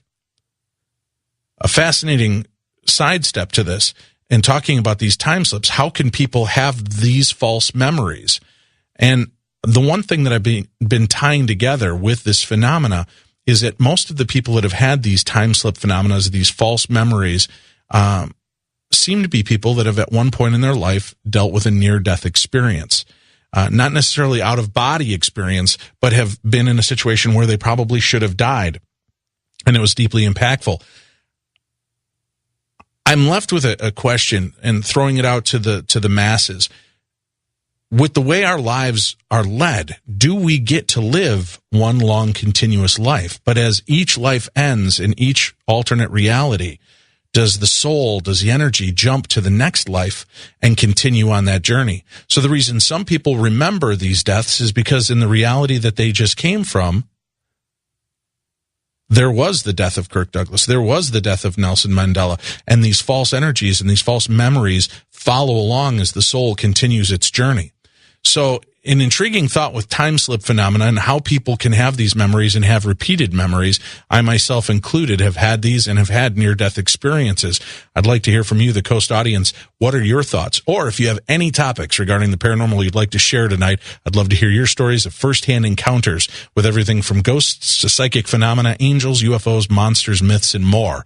Phone lines are open. Give me a call. We'll be back with more Coast to Coast AM right after this. Good evening and welcome. This is Coast to Coast AM. I'm Dave Schrader, sitting in for George Norrie. If you're intrigued by the paranormal and would like to continue your journey, you can join me Monday through Friday from 9 p.m. till midnight Central Time. by checking out darknessradio.com. We explore all aspects, monsters, myths, and legends of the paranormal. That's Monday through Friday, 9 p.m. till midnight, and then keep it dialed right in, and you'll be able to continue to stream Coast to Coast AM with George Noory. Let's go to the phones. Phone lines are open. Wildcard Josh in Westlaco, Texas. Welcome to the show. What's your story? Hey, Dave. Great to talk to you tonight. I'm a huge fan. You know, I've called in your show plenty of times, along with Coast to Coast AM's show. Sorry, there's a car passing by. I'm looking outside of my house, actually, because I believe I'm living in a haunted house, and it kind of disturbs me to talk about it inside the house. All right. You know? First off, I just want to say hi in case Bobby's listening. Bobby, this is Josh. I miss you, man. I hope you're doing well, and I'll see you when you get out, man. Sorry, it was just a family member who was away for a while. Anyway, sorry. Why did you want to leave the house? If you feel it's haunted, Josh, do you think by talking about the spirits in the house that antagonizes them or gives them too much power or energy by acknowledging them? I do feel that is a factor when it comes to the paranormal, that acknowledging them as well as talking, as well as just kind of being nervous about it gives it so much power because it draws from your energy. But the thing is, you know, I've been noticing things at the house. For instance, I noticed one day when I was in the kitchen, there were footsteps from above, and I mean, there's a little walk-in closet above in the second floor, and my fiance wasn't home. It was just me, and it didn't sound like there was an animal in between the floorboards. It sounded like someone was walking up on top, and actually, that used to be my fiance's grandparents' room because we're living in their old house, and they used to live upstairs in this room, and it's just, I get the creepiest vibe when I go up there. I'm not going to lie to you. My dog, he does not like going up there unless my fiance's up there or me. He gets creeped out by it too. And, you know, he starts randomly just staring at places, and he looks at me like, are you seeing this? You know, like, you can tell, we've had a dog for so long, you can tell, you know, kind of like what they're thinking, like, why aren't you looking at that? Why aren't you being startled? You know? And the other day I noticed, like, I had left something in the pantry, right? It was leaning against the back end of the wall. No way it could have fallen. And then the other day I heard a loud thud. It had fallen right out of face, a big loaf of bread. It had scared my dog and me, you know? It was just really weird. This isn't things happening here. And one time I even saw a shadow person in the street where my fiance's uncle committed suicide. This has been some weird stuff, you know? Definitely sounds like you're surrounded by a lot. You know, here's what I would say. You know, it's easy for us to assume that animals have a sixth sense where they can perceive and see the paranormal or experience and view the paranormal. I'm reticent to quickly jump to that. The one thing I do know is dogs and cats have amazing hearing, and dogs can literally hear things from miles away. So sometimes when you see the dog tilt its head and look up into the corner, people automatically assume that it's looking at the resident spirit. That dog may very well just be tilting or looking, try to get honed in on where that sound is coming from. And what you might want to do is when that's going on, turn off the TV, turn on the radio, do what you're doing, and kind of pay attention and see if you can hear. You know, sometimes it's an alarm, sometimes it's another dog barking, and you'll notice that the dog might be interacting with that. But we're so acutely tuned to believing that it's automatically the paranormal because, you know, we've seen it in Hollywood movies and in books. And I'm not saying that animals don't pick up on it, but I think that a lot of times there's a very logical explanation for why an animal will give you that far off look and stare away. And, you know, what they're actually trying to do is focus on something else that they're hearing. With the paranormal, you have an intriguing thought there that you don't even want to talk about it in your house as you're afraid it'll give it too much energy. But it seems like it's already there and ingrained, Josh, in that location. I mean, are you afraid to be there, or what exactly are you looking for? I'm not afraid to be here. Well, you see, the thing is, I was also going to ask you a question, advice about writing a book on the paranormal, because I'm trying to write, I've gathered stories of people from South Texas about the paranormal, things including, shamanism and an alien abduction, actually, which is weird. Well, And I always encourage people, if you want to write, put it down on paper, get it all lined up, and let people, start getting it formatted so that it makes sense for you. And you can always email me at dave@darknessradio.com, and I'll try to give you some more insights on that. Why don't we take a call west of the Rockies? Angelo in Tucson, you're on the air. Hey, good evening, Dave. Thank you for calling, Angelo. What's your story? Long-time listener. I was stationed in Fort Eustis, Virginia, in a hotel called General Smalls Inn. A little bit about me: I'm a Roman Catholic. I'm a third-degree Knight of Columbus. But during that time, I wasn't a member of the order, but I was still a Roman Catholic. Anyway, I spent a night in a hotel. It's inside Fort Eustis, and around 2:00 in the morning, 2:30, I remember feeling a weight pressing down on my body, and I was paralyzed. I couldn't move. The only thing I could do was think. And I remember that the bed even felt like it was pressing down, and I was paralyzed. And I said, "Jesus Christ is Lord." And immediately, this weight started dissipating off me. And I remember, now, I also had a medallion, the chain of it looks like a chainmail armor, and also there's a shield.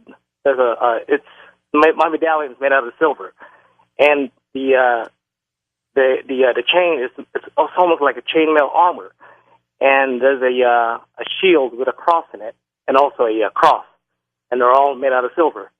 And I remember I took it out of my bag, and I put it on, and put it on me. And around 3:30 in the morning, it happened again. But this time, the weight was pressing down on me, but I could move. And I said, "I don't fear you. Christ is my Lord, and there's only one that I fear, and it's God Himself." And I remember the cold chill that I was feeling around me. It left, and the whole room seemed normal. Now, had you been sleeping, Angelo? Had you been sleeping when you were, at that 2:00 and 3:00 point, or were you just drifting off to sleep? What can you explain to me about the situation at that time for you? Well, when the first experience, I went back to sleep. Right, but were you asleep? Were you asleep? Were you asleep and then woke up and you were paralyzed and could feel the pressure on you, or were you falling asleep? I was already asleep. I was comfortable, and then that's when the weight got on me. So yes, I was sleeping. Well, and the one thing you might want to consider, and certainly, if you feel comforted, I believe a lot of times the intention of what we put out there is enough to stop the negativity that we may be perceiving.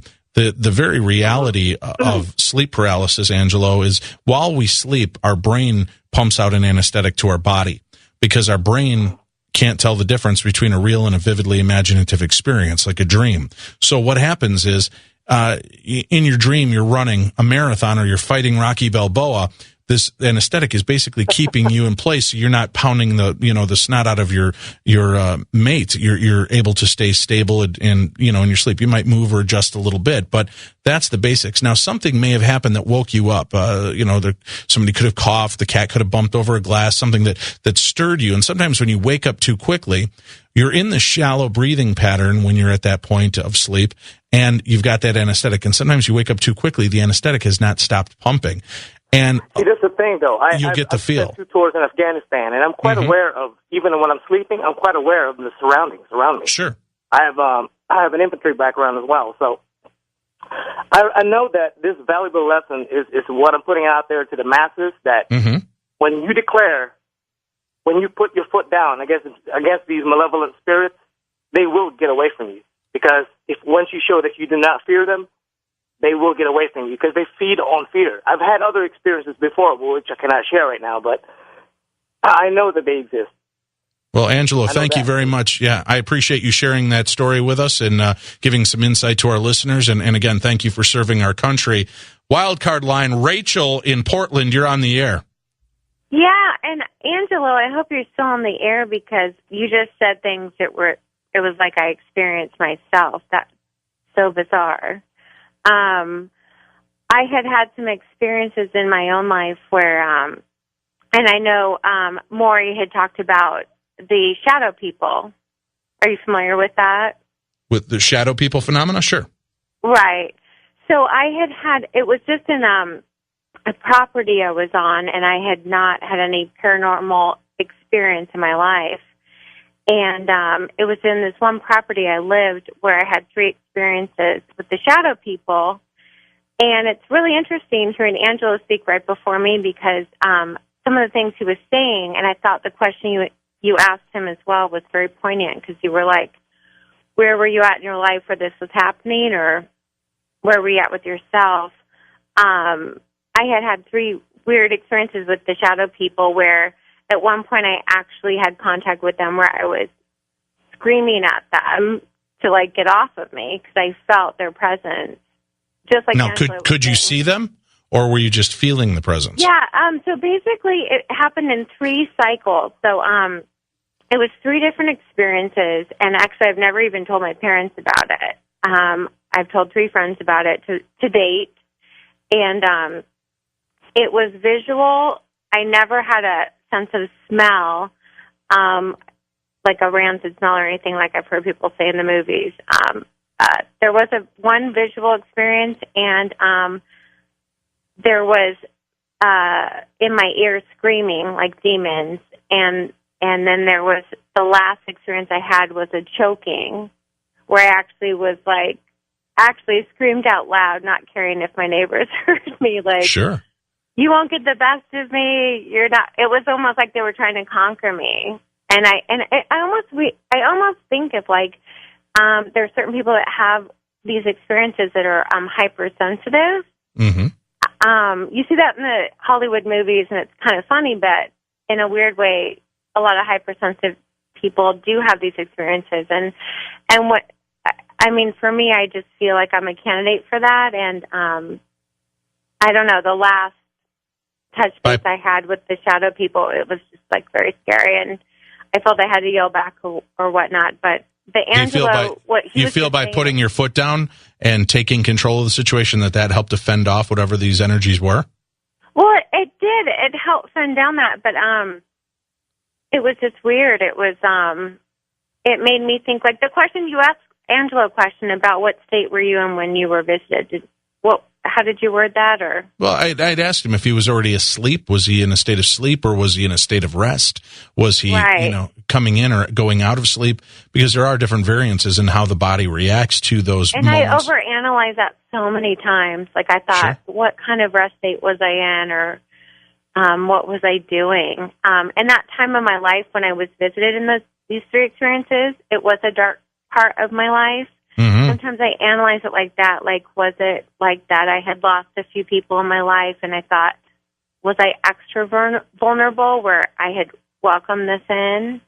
But it's something I'll never forget. And whenever I hear any experiences of people that have experienced the shadow people, or actually basically just that, the shadow people, I just want to talk to them because it was such a clear experience for me, and I did not really believe in anything like that until Well, when you said that you heard voices in your ear, Rachel, what were they saying? Was there specific words? Was it just screaming and wailing? Wasn't words.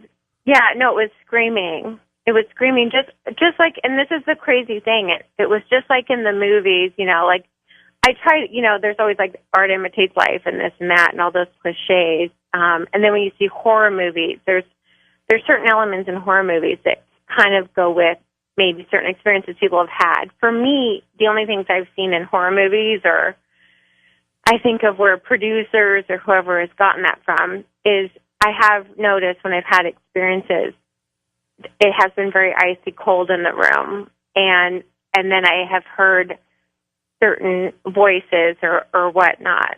Well, yeah, they believe that sometimes it gets cold because the spirits are drawing the energy from the room in order to manifest themselves, and that's part of the culture. That's part of the belief system behind the cold spots and these momentary flashes of icy cold air. Have you sometimes where you can even see your breath. Do you believe that? I'm curious because I'm like dying to talk to people about this. Sure. And we have to take a break here. I'll talk a little bit about it when I return and talk about my experience with shadow people. I have witnessed shadow people on a few different occasions, and I'll talk a little bit about some of the beliefs I've put together on shadow people. Thank you very much for calling in and listening. Rachel, phone lines are open phone lines. You could be a part of the show with us this evening. I'm Dave Schrader filling in for George Norrie. This is Coast to Coast AM. Rachel from Portland was asking me about shadow people in the last segment, and have I ever encountered shadow people? I'll tell you, I'm a skeptical believer. I've had experiences throughout my whole life, but I also stand on the precipice of wanting to find a logical, scientific answer for what we experience. Shadow people has always been a strange phenomena to me because I know how the eyes work, and especially in low light settings, we're always trying to focus. Our eyes are dilating, and we're trying to pull in any light sources. We also have these floaters in our eyes, those little hairs and specks that you'll see. And sometimes they just create, a mess when you're trying to look, especially if you're waking up at night or in a low lit setting and you're trying to see. You have all of these peripheral things that are going on. So I know how the eyes work. I know how the body works. I know how the physiology and the way the brain works, trying to make sense of random patterns. So I've always been very skeptical of the entire shadow person phenomena. That is until I was at Waverly Hills Sanitarium about 2007. And we were there investigating with members of the Ghost Hunters TV series and quite a few of our listeners from Darkness Radio. And I had set them off into the building to investigate. And I was walking down a long tunnel, or down the long hallway, I should say, to the tunnel with the owner, Tina Mattingly. And Tina said, "Turn off your flashlight, Schrader. We're going to look for shadow people." So I obliged. I turned off my flashlight, and we weren't 10 steps in, and she said, look, there's one. And sure enough, I stooped so I could see from her view. She's much shorter than I was. I wanted to get the same bird's eye view. And there in a door frame, there appeared to be like a shoulder and a head shadow bobbing in and out of this doorway. So at first I was caught off guard. Then I started to think, what am I? All right. I can hear the wind blowing outside. There's no windows on that side of the building. I know there's a full moon because we've been talking about it, and there's trees on that side. And I think what I'm seeing is, because the rhythmical motion and the way it was bobbing, and it seemed to fit right in with the wind, I thought, you know what, I'm just seeing like a shadow of a tree branch. And I didn't want to be impolite to my host, so I said, that's really interesting. And as I turned and started to walk forward, there directly in front of me, walking towards me, was a full-on three-dimensional humanoid shadow figure. If it would have been solid, we would have collided shoulders as it walked through me. And I turned, I could see the side of the head. There was no detailing. There was no facial features, ears. I could see nothing. But as it walked down the hall, I turned and yelled, "What is that?" And you could see it walk down the hall. And where you could see light at the end of the hall, all of a sudden the entire hallway went jet black. You couldn't see a thing. And then, just like that, it was clear. And she talked to me about the ghost they refer to as Big Black, who is a very large shadow man that is seen and sometimes will fill the entire hallway with darkness. That was a life-altering and changing moment for me, because then I was aware that this phenomena was very real. This wasn't a low-light setting. This wasn't my eyes adjusting. I saw this full-on figure. She saw it. We witnessed it together, and I saw this moment. So very intriguing. But what is it? A lot of people jump on the bandwagon that it's a dark figure, it must be malevolent, it must be evil. But most people that I speak to, Rachel, that I've spoken to about shadow people, as I've researched this phenomena for the last 7 years, is most people that encounter shadow people, once they get past that initial shock and awe of what they just saw, there's really no fear involved. As a matter of fact, some people that witness them in their rooms at night, standing around the bed or hovering near the end of the bed, they'll notice them, and then it's almost a peaceful feeling. They'll roll over and go to sleep. Now, our psychic and medium friends would have us believe that there are guardians and angels and spirit guides that are around us at all times, and that may be what's surrounding us and protecting us. At night, we're our most vulnerable. If we're leaving our bodies in astral projection form, these, I believe, may be the guardians there to watch over and protect us. There are different variations on the Shadow Man, the ones with the red eyes. That seems to have a much more malevolent force. Annie Wilder, in her very chilling real-life encounter book, which is entitled House of Spirits and Whispers, based here in Minnesota, tells a story of the Shadow Man in her room, who at one point, she closed her eyes to try to ignore it, and she felt it climb into bed with her, and she could feel its wet, slippery tongue move its way into her ear canal. So the phenomena is out there. There's so much going on, and I'm still researching and collecting stories. And if you've had encounters you'd like to share with me and have theories and beliefs, call in tonight, or you can always email me at dave@darknessradio.com. Phone lines are open. We've got calls pouring in. This is Coast to Coast AM, and we'll be back with your calls right after this. This is Coast to Coast AM. I'm the fill-in host this evening. My name is Dave Schrader. I'm the host of Darkness Radio. If you enjoy the paranormal and would like to continue your journey, you can check in with me Monday through Friday, 9 p.m. till midnight at darknessradio.com. Dial us in on the iHeart Radio application as well at KTCN Live Studio every Monday through Friday, 9 p.m. till midnight. Tonight we have open phone lines, and we're going to start taking some calls here again. We're going to go east of the Rockies. Carol in Baltimore, you're on the air. What's your story? I'm doing great, Carol. Thanks for calling in.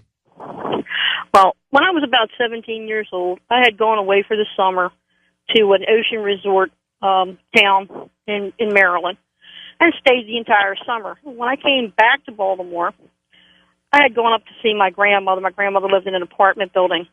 There was 4 apartments in the building. When you walked in the front door, you went down a little hallway. First apartment was on the first floor of the guy that owned the building. Then you went upstairs.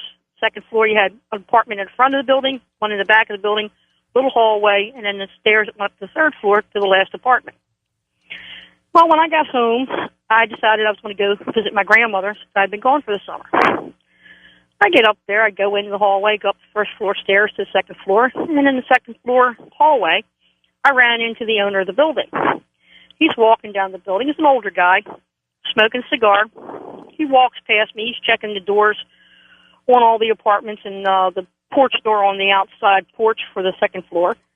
And I said hi to him. I said, "Hey, how you doing, Mr. Stone?" He went, and he walked past me. He went down the stairs. I go to knock on my grandmother's door. I knocked on her door. And I says, "What's going on?" She says, "Who are you talking to?" I said, "Mr. Stone." She says, "Come on in here a minute." Now, my grandmother was blind. Okay. So I go in the apartment, and she says, "Sit down for a minute." I'm like, "Okay." She said, "You were talking to Mr. Stone?" I said, "Yeah, why?" She says, "I don't know how to tell you this, but Mr. Stone passed away in June." Wow. And I'm like, "What?" I said, "No. I said, "I just passed him in the hallway." She said, "No. He passed away in June." I'm like, "Well, what did I just..." She said, "Well, you remember how Mr. Stone used to go around and check all the apartment doors and everything before he locked up for the night?" I'm like, "Uh-huh." She said, "Well, he still does it." I'm like, "Okay." This guy did not look like a ghost. You couldn't see through him or nothing, and I could smell a cigar. That's intriguing, and especially because it was visual. It was Gustin, so you could smell it, and then he actually responded to you as you spoke to him. So it was audible, physical, everything. Yeah, that's why I said I didn't even realize what was going on until after my grandmother told me. Doesn't it make you wonder how many of those moments we have daily? Those moments when something just seems off, we just put it past us and we move on, and then it would have turned out that person is not here and shouldn't be here. Exactly. I mean, I'm not sure if it was just residual energy from the house or what the deal was. But needless to say, about 10 minutes later, I left to go home, and I didn't touch 3 steps going down the stairs as I left. Thank you for listening in and calling in this evening. Let's go to international caller line, Diane in Saskatchewan. What's your story? Hi. Well, we bought a house about 3 years ago, and it's out in the country, and it's a 2-story house. Like, it's an older house. And we were out there all summer before. We were just out there on weekends, like, previous to that. And this summer, my husband smelled it first. He said, "Diane," he says, "did you put some real strong perfume on?" And I never wear perfume, so I kind of looked at him funny. But you could smell it, eh? And then, well, I didn't really think anything of it.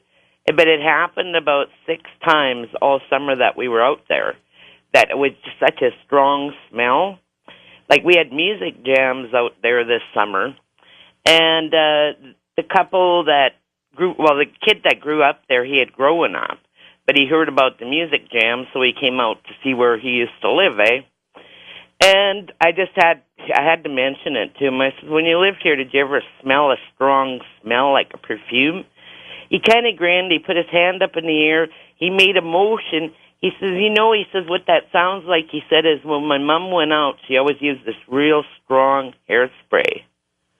And I went, whoa, Like, I would have never linked it to that, but he did right away. He didn't even give it a second thought. That's a fascinating story to me, and I'll tell you why, Diane.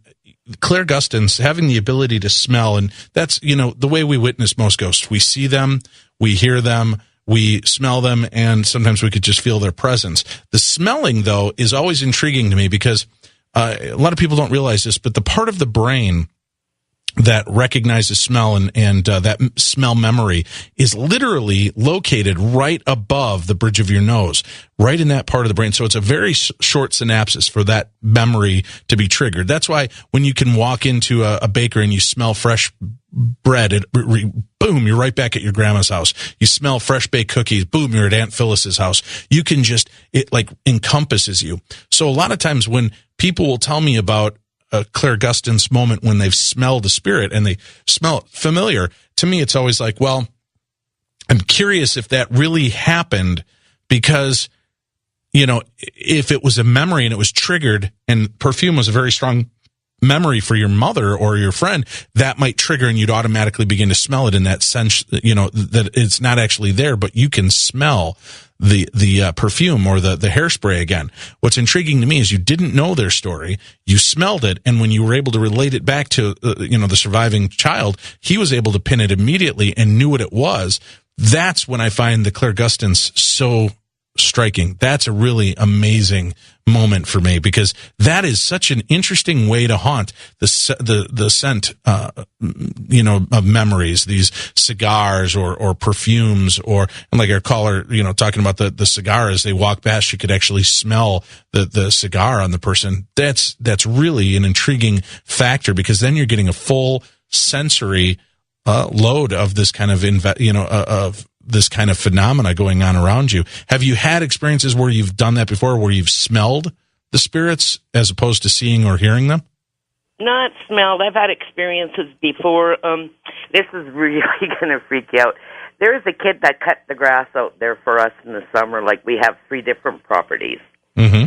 And we actually met him in town. And he came up one day and he wanted a bore tool for my husband. And he gave it to him, and I started talking to him. He seemed like a nice kid, and he looked at me and he said, why does God let bad things happen to good people? And I couldn't figure out why you'd ask me that, But during the course of a couple of summers, he cut the lawn out there. And then, I don't know, there was a guy that went missing in this town previous to that, a few years before that. And for some reason, I always linked this kid that was cutting the grass to his disappearance or his murder. And so I actually did phone the police, and I said, I get this really funny feeling because this kid was always working on vehicles, and the guy that went missing was a mechanic. So when I phoned them, they wrote everything down. They took the notes and that. And then the kid moved out of the area. He had just moved out the week previous to that. But I always had this feeling that he knew something about the guy that went missing. Well, I happened to be laying in bed one morning out at the radio, out at the farm there, listening to the radio, and I heard on the radio that there was a kid found dead in his truck. And I went, whoa, and the kid was, they named his name. And I went, whoa, that's the same kid, So it kind of is bizarre. I don't know, different things like that. They were looking for a lady that went missing in the city of Saskatoon. And for some reason, I just had this really strong feeling to look in the culverts. And they did find her out by Davidson, and I did phone the city police, and that's where they found her in a culvert. Wow, Diane, you seem to have a skill. Well, I don't know whether, I don't know. it's hard to explain. It's weird. People look at me. Well, you told us that before they found her, and but not. Have you considered using that? Have you considered looking into some of these cases of missing people, see if you can get any kind of impression, and try to point the police or somebody in that direction prior to them finding it to see if you're actually, how accurate you might actually be with this? I've never really delved in it. Just a strong feeling about the culvert was one, and the kid that ended up dead was another one. Well, and no, I work full time, and I'm a very busy individual. And but there is two more things that are really strange that happen. I've seen crop circles on television shows. Well, not this fall, but the fall before.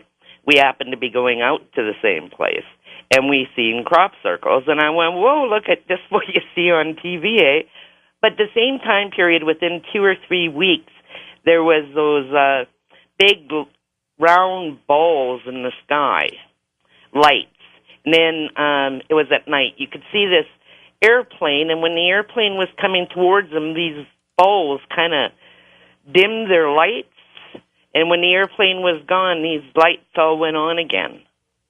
So, I mean, there's some really strange things happening out there. I don't know what to say. I do believe these callers that are phoning in, a few of them you wonder about, but the rest of them I would have to say, yeah, there's things out there that are totally unexplainable.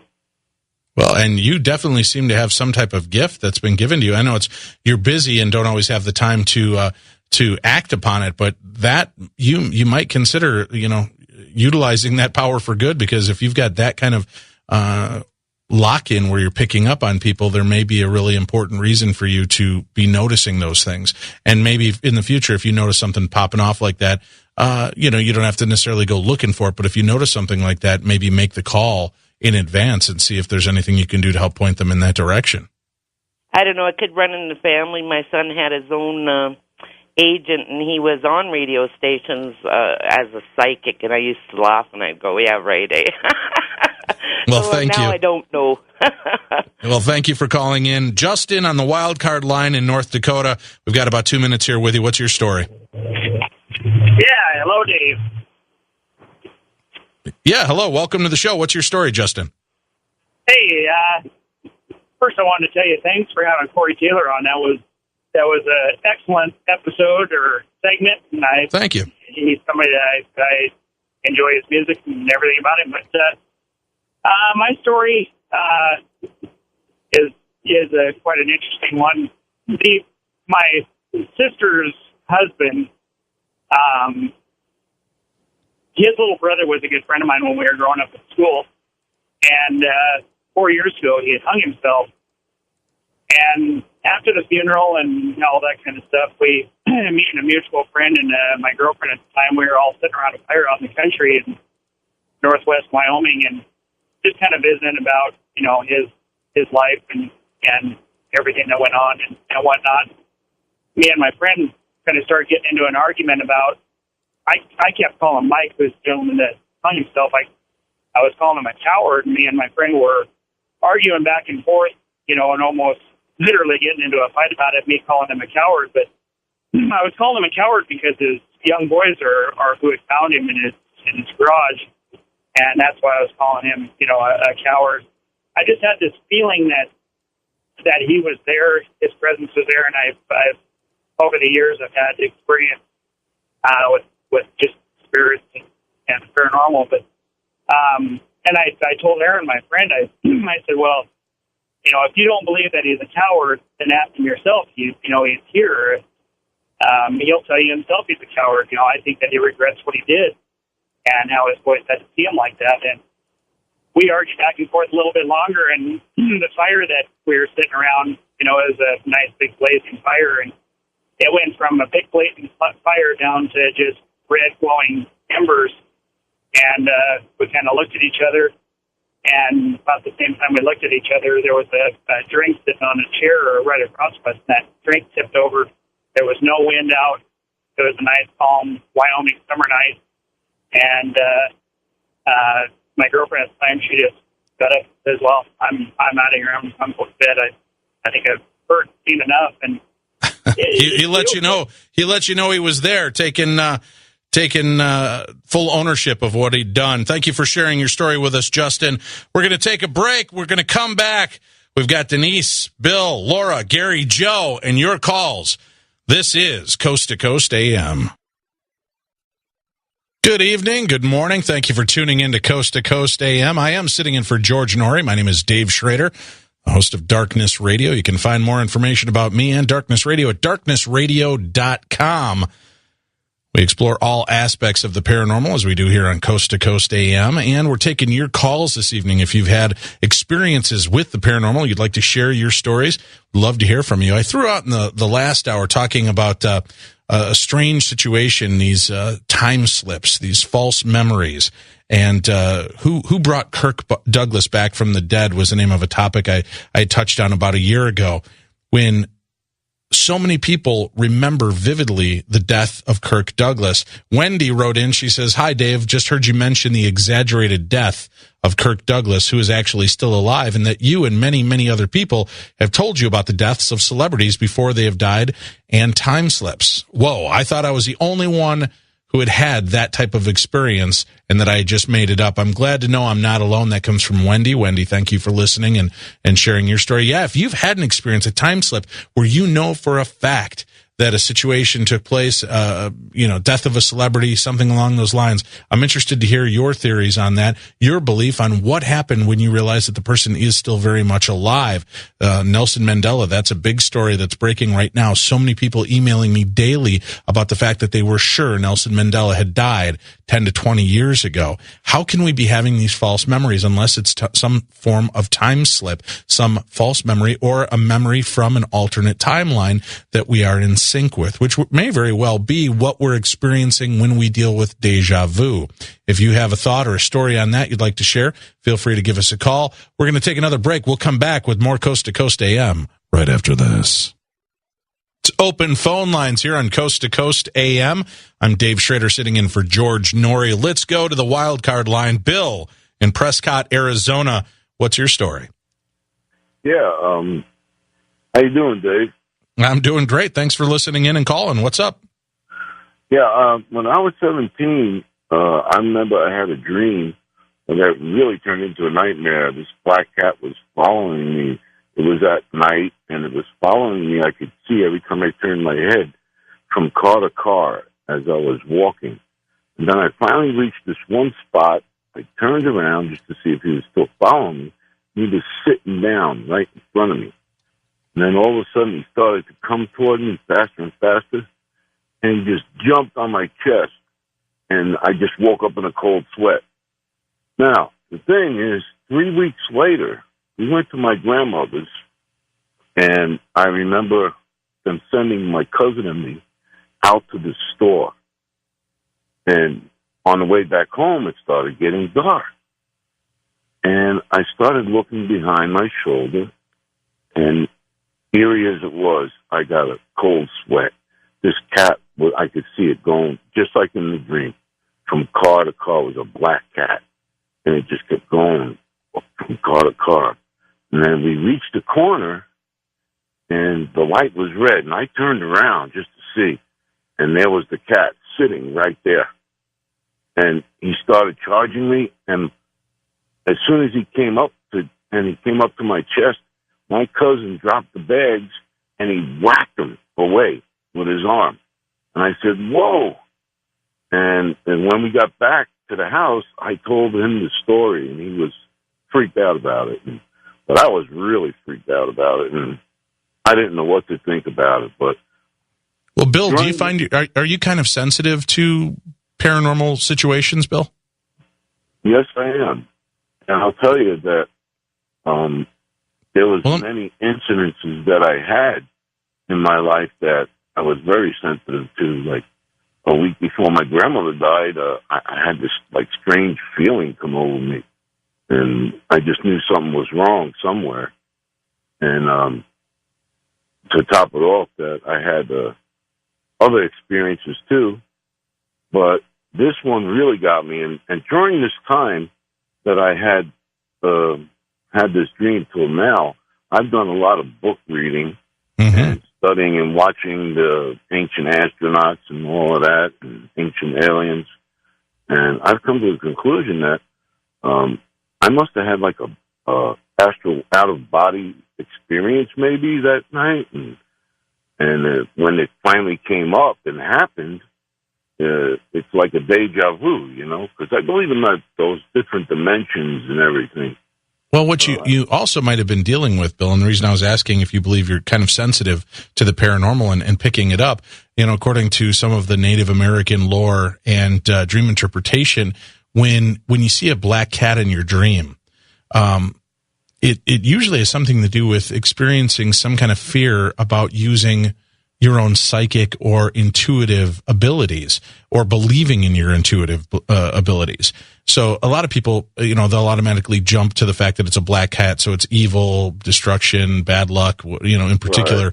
Right. But that's not always necessarily the case. And sometimes if just by ignoring it, it doesn't help. But that might have been the tie-in for you. If you are sensitive and you have these moments, you might be kind of running away from that, and then seeing the cat physically gave you that connection, so that maybe you should trust your abilities and trust your sensitivity, that maybe you can see these things, and that might be part of what you were experiencing. I know the normal is that let's jump to the conclusion it's a black cat, it's bad luck, and that necessarily doesn't really play out in the dreams. And again, that's kind of a take on it from the Native American culture and the way that cats approach it in dreams. Yeah, but it's also the way it happened. Like, It happened perfectly like it was in that dream. I couldn't believe it. Like, it's just the way that's what I'm saying. It may have been a way of helping you concrete to realize that you are, in fact, having these sensitivities, that, you had the dream, the cat was there, maybe you were questioning your own abilities and not, and then there it is, and you have the exact same physical sensation, the exact same experience in a physical form. So it may be also a way for you to start learning or trusting in your own abilities, and maybe that's a focus.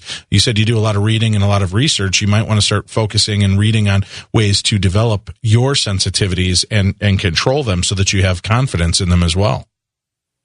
Yeah, that's a good point. Right. All right. Well, thank you very much for listening and calling in tonight, Bill. Let's go to the wild card line. Laura in Modesto, California. Good evening. You're on Coast to Coast AM. Hi, Dave. Great show tonight. Thank you. Really appreciate it. My husband passed away about 5 years ago almost now. And this last October, his son, who lives in Pennsylvania, came to town, and we all got together. And I still feel very connected to him, my husband. And, I feel his presence all the time. But we all got together. So his parents, his children, 2 of his children, 3 of his grandchildren, 4 of them, we're all in the same room visiting. And so, he's the only thing that's missing at these times. And we his presence is felt very strongly. And his dad was playing with the kids, 75 years old, still very, very strong and vibrant. He's tossing his great-grandchildren around the room, and we're all, just having a wonderful time. And I decided to get my phone out to tape this occasion, because it's just, he's popping these kids around on his knees and stuff. And so you have the phone out in front of you, and you can see everything else that's going on in the room as well, the way you videotape these days on their phone. Everybody in the room was forward of the phone. There was no extra movement going on as far as like wind. This was just in October, so the room was closed up. There's no chandeliers or extra lighting going on or anything like that. And as I'm taping, my face just goes pale. I can't believe kind of what am I seeing. My stepson asked me, "What is the matter?" And I said, I don't know. I don't understand what I'm seeing. And just on the camera, not in the room, but just on the camera, I saw a very strong white orb go across the screen. And I thought, what did I just see? And it happened again. And then my stepson got up and he looked. I turned the camera off and we replayed it. And there were many. They were coming in from different directions. as I played the tape back several times, we've counted as many as 8. Just in the video, I didn't see it in the rest of the room. Mm-hmm. Everybody had a different explanation as to how these lights could have, just been on the camera, reflecting the flash, reflecting off the table. But, I was holding the camera really steady. There's not any other movement going on. And it was incredible. I'd never seen anything like it before. And I still have the film, so I don't know how to explain it. Well, orb phenomena is a strange phenomena. For those of us that have been investigating for a while, it's turned into one of the weaker forms of proof of the paranormal, because there are so many things that can cause a false positive like that, where you're getting it dust in the air, visible particles that you just can't see, but they're close enough and blowing by the lens itself as the flash pops and it's picking those pieces up. Not discounting that your husband or the spirit wasn't there. One of the philosophies that I actually just heard about 2 months ago, very interesting, especially because these orb phenomena seem to really do show up in many haunted locations, and they'll start acting strangely and moving about in a vortex form, or they start doing a strange dance. It may just be that, the orbs that we're seeing may just be dust particles that are being lit up by the IR or by the flash spectrum, but it could be the energy of the spirit that is magnetic and is disturbing that area, and that's why there is this sudden mysterious breeze that's going around and moving these particles. So there could be some action that's being taken place that way. I've just yet I have not seen orb photographs or video that has impressed me to the point to believe that this is truly paranormal activity, because it is so easy to reproduce. And one of the first things I teach people when we investigate, and you want to learn about investigating, is creating false evidence. And I think it's important for you to fake evidence so that you know what fake evidence looks like. And I've told people, go in and look at grandma's couch and take a couple pictures, then take a couple pictures with the flash, then reach over and pound the cushions and stand back and take a picture again, and, see how many souls you've just released into the atmosphere. And it's amazing how many people you just sent home to the great heavens. So, when you can reproduce these factors in so many places and in so many ways, the orb phenomena to me is just not conducive or conclusive to be paranormal in nature. But I am finding it more and more intriguing in some of these video clips that I've been sent, where I see these vortexes of the dust starting to move about in a crazy pattern and then changing patterns and doing things that they just shouldn't do without the wind in the room. I wouldn't be surprised if, much like underneath your bed, it just becomes that vacuum for dust, right? And it collects dust under there and somehow forms into these dust bunnies because of the magnetic charge or whatever's a part of it. That very well could be the spirit world, discharging and resampling those dust bits, and that could be what you're seeing. That's just one philosophy. Well, I appreciate that information, and I'll tell you, my son and I will have a good time trying to reproduce that. So, excellent. Thank you. Yeah, and always try it. And like I said, do it flash, no flash, and sometimes just learning your camera. A lot of people will tell me, this is, this is what's going on. And sometimes if you've got it set to the wrong speed, the wrong ISO, the flash wrong, you've got it set on the wrong setting for movement or so, you can cause all kinds of strange anomalies that can be reproduced very easily. So I always recommend, if you don't have the time to read the book or the manual on your camera, start monkeying with it so you understand how things will look and how lights will affect it, and reflections and refractions. But thank you for calling in and sharing your story here with us this evening. All right, let's go to the wild card line. Gary in Toledo, Ohio. What's your story? I was calling about the death of Kirk Douglas. Yes, great. What did you want to share? Well, I got kind of a different story. We didn't hear about Kirk Douglas, but the day of or the day after that John Ritter died, right, the local newspaper here in Toledo reported the death of B.B. King. And then a couple of days later reported the death of Levon Helm. And I can't remember exactly what year that was, quite a few years ago, but B.B. King is still alive and Levon Helm didn't die until last year. So we kind of figured we were stuck in a parallel universe or something. There are those moments when people have witnessed, and it's really bizarre, Gary, where they're driving along and they'll see, they'll pull over. There's a car noise from the car. They'll pull over into the parking lot of this diner in a town they're not familiar with, and they'll go about their business and maybe even go in and make a phone call. And they come back, and when they drive past later, it's an old, torn down building, or it's all boarded up, and they find out that the building's been closed for 20 years. There are phenomena like this time slip. And I'm just curious, since you had that experience so clearly, have you ever had a near-death experience where you were in a car accident where you probably shouldn't have survived, or, some other type of accident where you may have died at that point where your soul or energy could leap to another timeline? No, the closest I've ever had was a choking hazard, and I went unconscious for a minute or so. And that very well could be it. That's what I'm saying. In this lifetime and in this reality, you came out of that coughing fit. In that one, that may have been the end of your life. That may have been the end of it. And then the soul moves over into this life form and takes over, so that everybody gets one full lifetime and everybody gets that full progression, but the end happens to us. And that, again, may just be one variation of what we're experiencing when we have these false memories and no understanding of why they're there or what's going on. But thank you for calling in and sharing your story with us this evening, Gary. Let's go to the west of the Rockies. We've got Lindsay in San Diego. What's your story, Lindsay? No, Lindsay's gone. All right, let's go to the wild card line then, and Kathy in Redding, California. Hi, how are you this evening? Doing great. How about yourself, Kathy? Oh, I'm good. Good. I had a couple of interesting experiences. After my husband died, my house didn't feel right. There were odd odors in certain places, and I wasn't the only one who noticed them. Well, one night, my dogs woke me up barking, a serious bark.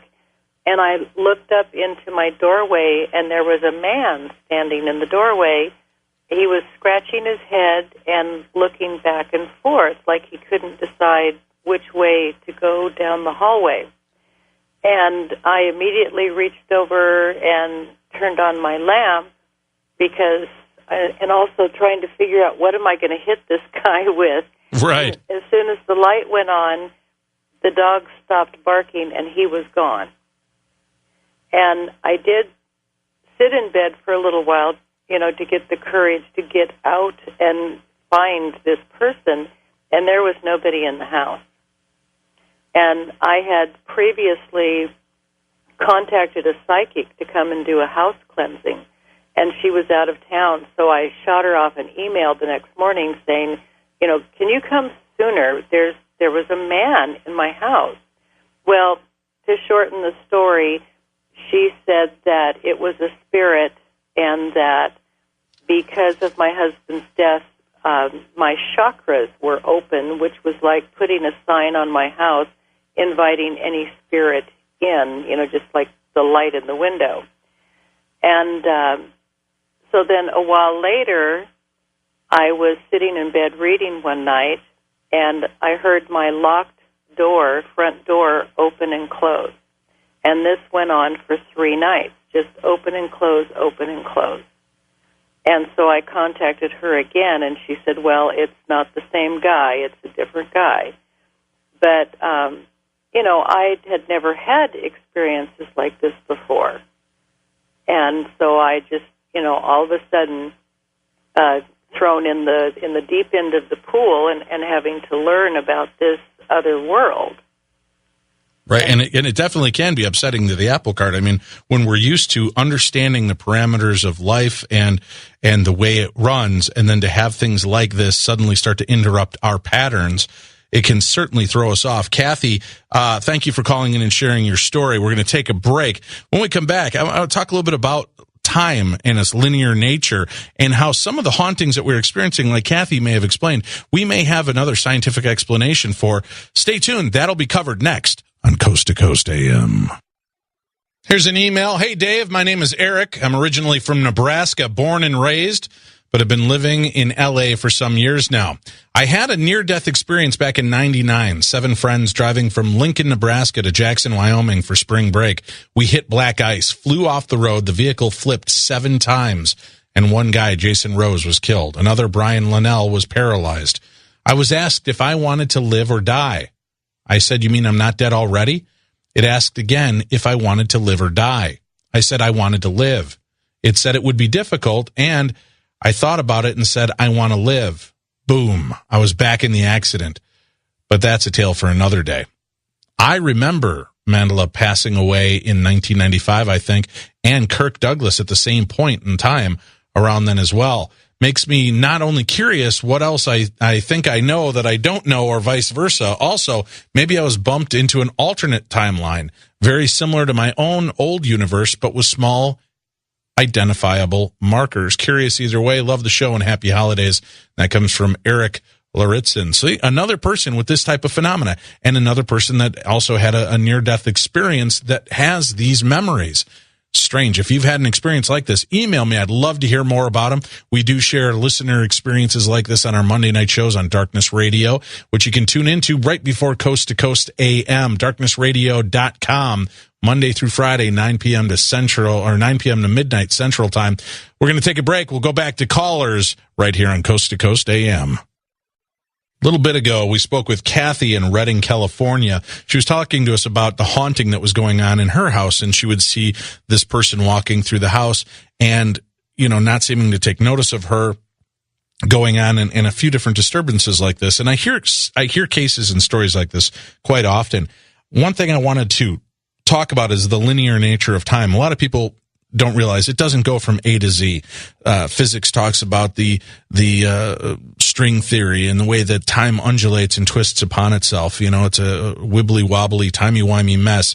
And you often wonder when you hear about these houses that are haunted, I don't understand, Dave. This house was built on a cornfield. My grandparents built this house. They're still alive. Everybody's still alive. But yet we have these experiences where my grandmother was sitting in the chair watching Jeopardy one day, and in walked these three shadow people. They seemed to notice her and turn around and run out of the room. And then there is born the ghost story of Grandma's house, and these weird knocks and things that are going on in the house. I think a lot of times we're haunting ourselves. If there really is residual energy, I don't think that it takes the death of someone to inspire that residual energy to start taking life and knocking and making noises. I think it's going on around us all the time. But when you remove somebody from that equation, suddenly then you realize that these noises don't belong there. So what she may have been experiencing, Kathy in Redding, is not a ghost from the past, but rather somebody that may live in that house in the future. And maybe that person was looking around because they were hearing you in the past as you were going about your business. You may be the haunt to them in the future. Again, just something to wrap your head around as we continue to explore the strange and supernatural. East of the Rockies, Geronimo, you're on the air with us. Welcome, and what's your story? Yes, hi there. That last comment you said is very true. But about the Kirk Douglas thing, I am not adverse to the concept of an alternative fate timeline, but in the case of Kirk, not quite there. It was about 25 years ago that he went down in a bad helicopter crash. And back then, news wasn't the same. The emphasis wasn't so much on hourly updates on Hollywood stars' perils, and the social media wasn't cranking, and so if a celebrity and his family chose, then this is the way Kirk Douglas was, chose not to flaunt his problems in public, that they didn't want to talk about the helicopter crash. He did, even though the news reports made it sound like he was going to die, he did come out of whatever comatose state he was in, and because he was Kirk, he physically rehabilitated himself back to perfect health. Then he acted in one or two movies that were small and not blockbusters, and I think he promoted one of them on one TV show, but refused to talk about the helicopter crash. So with those movies being forgettable and his appearance being forgettable, and it's easy for people maybe not remembering the word helicopter crash to just think they remembered that he died. So now that our media is so much hyped up on Hollywood now that it's even on the regular evening news, it's easy to understand if in this, I felt the same way with seeing him and his son walking down the Academy Awards red carpet going, wait a minute, what's he doing there? But specifically with my memory of... Yes, specifically with explanations, as you were referring to, for like when you're interviewing guests, like you had on earlier, authors of phenomenon about hauntings or obsessions or possessions, or tangentially to shadow people and whatnot. A thin and easy-to-read book from the 1980s by a clinical psychologist by the name of Dr. Edith Fiore, Fiore, called The Unquiet Dead, will fill in a lot of blanks for you. Fantastic. Thank you for the tip. I appreciate that. That's Geronimo east of the Rockies. We've got the wildcard line. Ray in Gainesville, Florida. You're on the air. What's your story? Ray, are you with us? All right, let's go to the first-time caller line. We've got Julio in El Centro, California. Welcome to the show. Hi, good evening. Good evening. Yeah, I'm kind of nervous. First time. No, I don't bite hard. Go ahead. What's your story? Better not bite hard. Anyways, all right. Just had a dream about my grandma. It was during the time when she passed away, and it's a pretty creepy dream. The apartment I used to live at, you can hear like pretty much noises around the house, and you see shadows. Pretty weird. My window, I always fell asleep with my window open during the winter because I like the cold air. So, but I heard people talking in my yard. Usually people go into my yard, that type of neighborhood. So I went outside to check. Nobody was there. Didn't hear anybody. Didn't see anyone. Went back in. I laid down on my bed. I heard the voices again. So I went outside and I checked. I was like, okay, nobody's out there. For sure no one's out there. All right, I'm going to go to bed now. So I laid down. And I heard the voices again. I was like, you know what? Somebody has to be back there. Right? So I grabbed a baseball bat. One of those mini ones, the souvenir ones. Right. It was, yeah, I thought that was going to protect me from some guy. I went out there and I checked. I was like, no one's here. And I was making noises to see if anybody would scramble, hear noises, maybe someone run away. Nope. So I lay down and I started nodding off and fall asleep. And I had this eerie dream of my grandmother. It was during the week when she passed away. And I had a dream that she was just staring at me with this evil stare.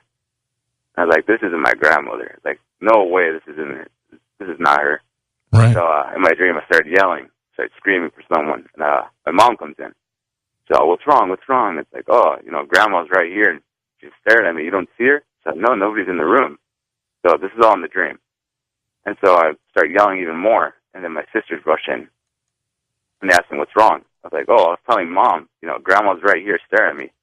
And then they tell me, like, what are you talking about? Mom passed away years ago. So, and I woke up from that dream. And then I had sleep paralysis. I couldn't move. Just had my eyes open, and I look at my window, and I see like this white leg going over me, like creeping into my room. So I just closed my eyes. I was like, I'm just dreaming this. I'm just going to go to bed. So I open my eyes, and I see my feet being raised up and put back down. And and the funny thing is, my grandmother would always tell us, when I pass away, I'm going to come back and pull on your guys' feet when you're asleep, which is just completely, I flipped out on that. And I thought she would just share that. But I also agree with the comment you made about us being our own haunting at a different time. I've experienced that here in this apartment that I'm living in right now. And I just want to give a shout out to my fiance. She's listening right now. Love you, babe. All right. Thanks a lot for calling in, Julio. Let's go to the wild card line. Jeremy in Salt Lake City, Utah. What's your story? Mr. Schroeder, how you doing tonight? Doing good. Thanks a lot for calling in. Thank you for having me. So I'm kind of changing gears here since we're talking more about, like parapsychology and that type of, the metaphysical form of paranormal. I'm switching over a little bit more to an experience that got me interested in the paranormal that happened to me. I've worked private security for, probably about 9 years of my adult life. And one site that I was on about 10 years ago, bordered right up against Hill Air Force Base here in Utah. We've got a fighter wing here, that's 16s. And the site was big enough that we had 5 on-site security officers at all times. One officer and myself were doing our exterior patrols. It was about this time of year. It was a nice, cold, clear night. You could see the stars. And we were walking the perimeter, and there were about 3 other site personnel outside doing their business. And we all kind of just stopped and kind of looked around and, do you hear that? And it wasn't so much of a sound as it was more of a feeling like vibrations going through you, like sound vibrations going through you, like a thrumming. And I've told this to my friend Ryan Burns. I don't know if you've heard of him, but he researches the Skinwalker Ranch. It's also here in Utah. He actually moved up there to research the ranch. And so we're looking around, and my other security officer looks up in the sky, and he says, "I can't see the stars." And I look up, and there's a massive triangle of, the sky that's just blacked out. And as we're looking more, it's almost as if this thing materializes and takes on shape, and it's what's traditional, or what's called in ufology a big black delta, big black, triangular craft. And, as we're looking at it, you can start seeing lights along the leading edges, which are windows. You can see things moving past the windows, and at each edge is like a ball of plasma discharge. It's like this brilliant, bright purple color. And it's moving from the west east towards the Wasatch Mountains. And we're watching, and we're just all stunned. All 5 of us just watching this thing going right over the airbase. And after a few minutes, it was hard to really judge time because we were just all so gobsmacked that this thing was there, and we were actually seeing this.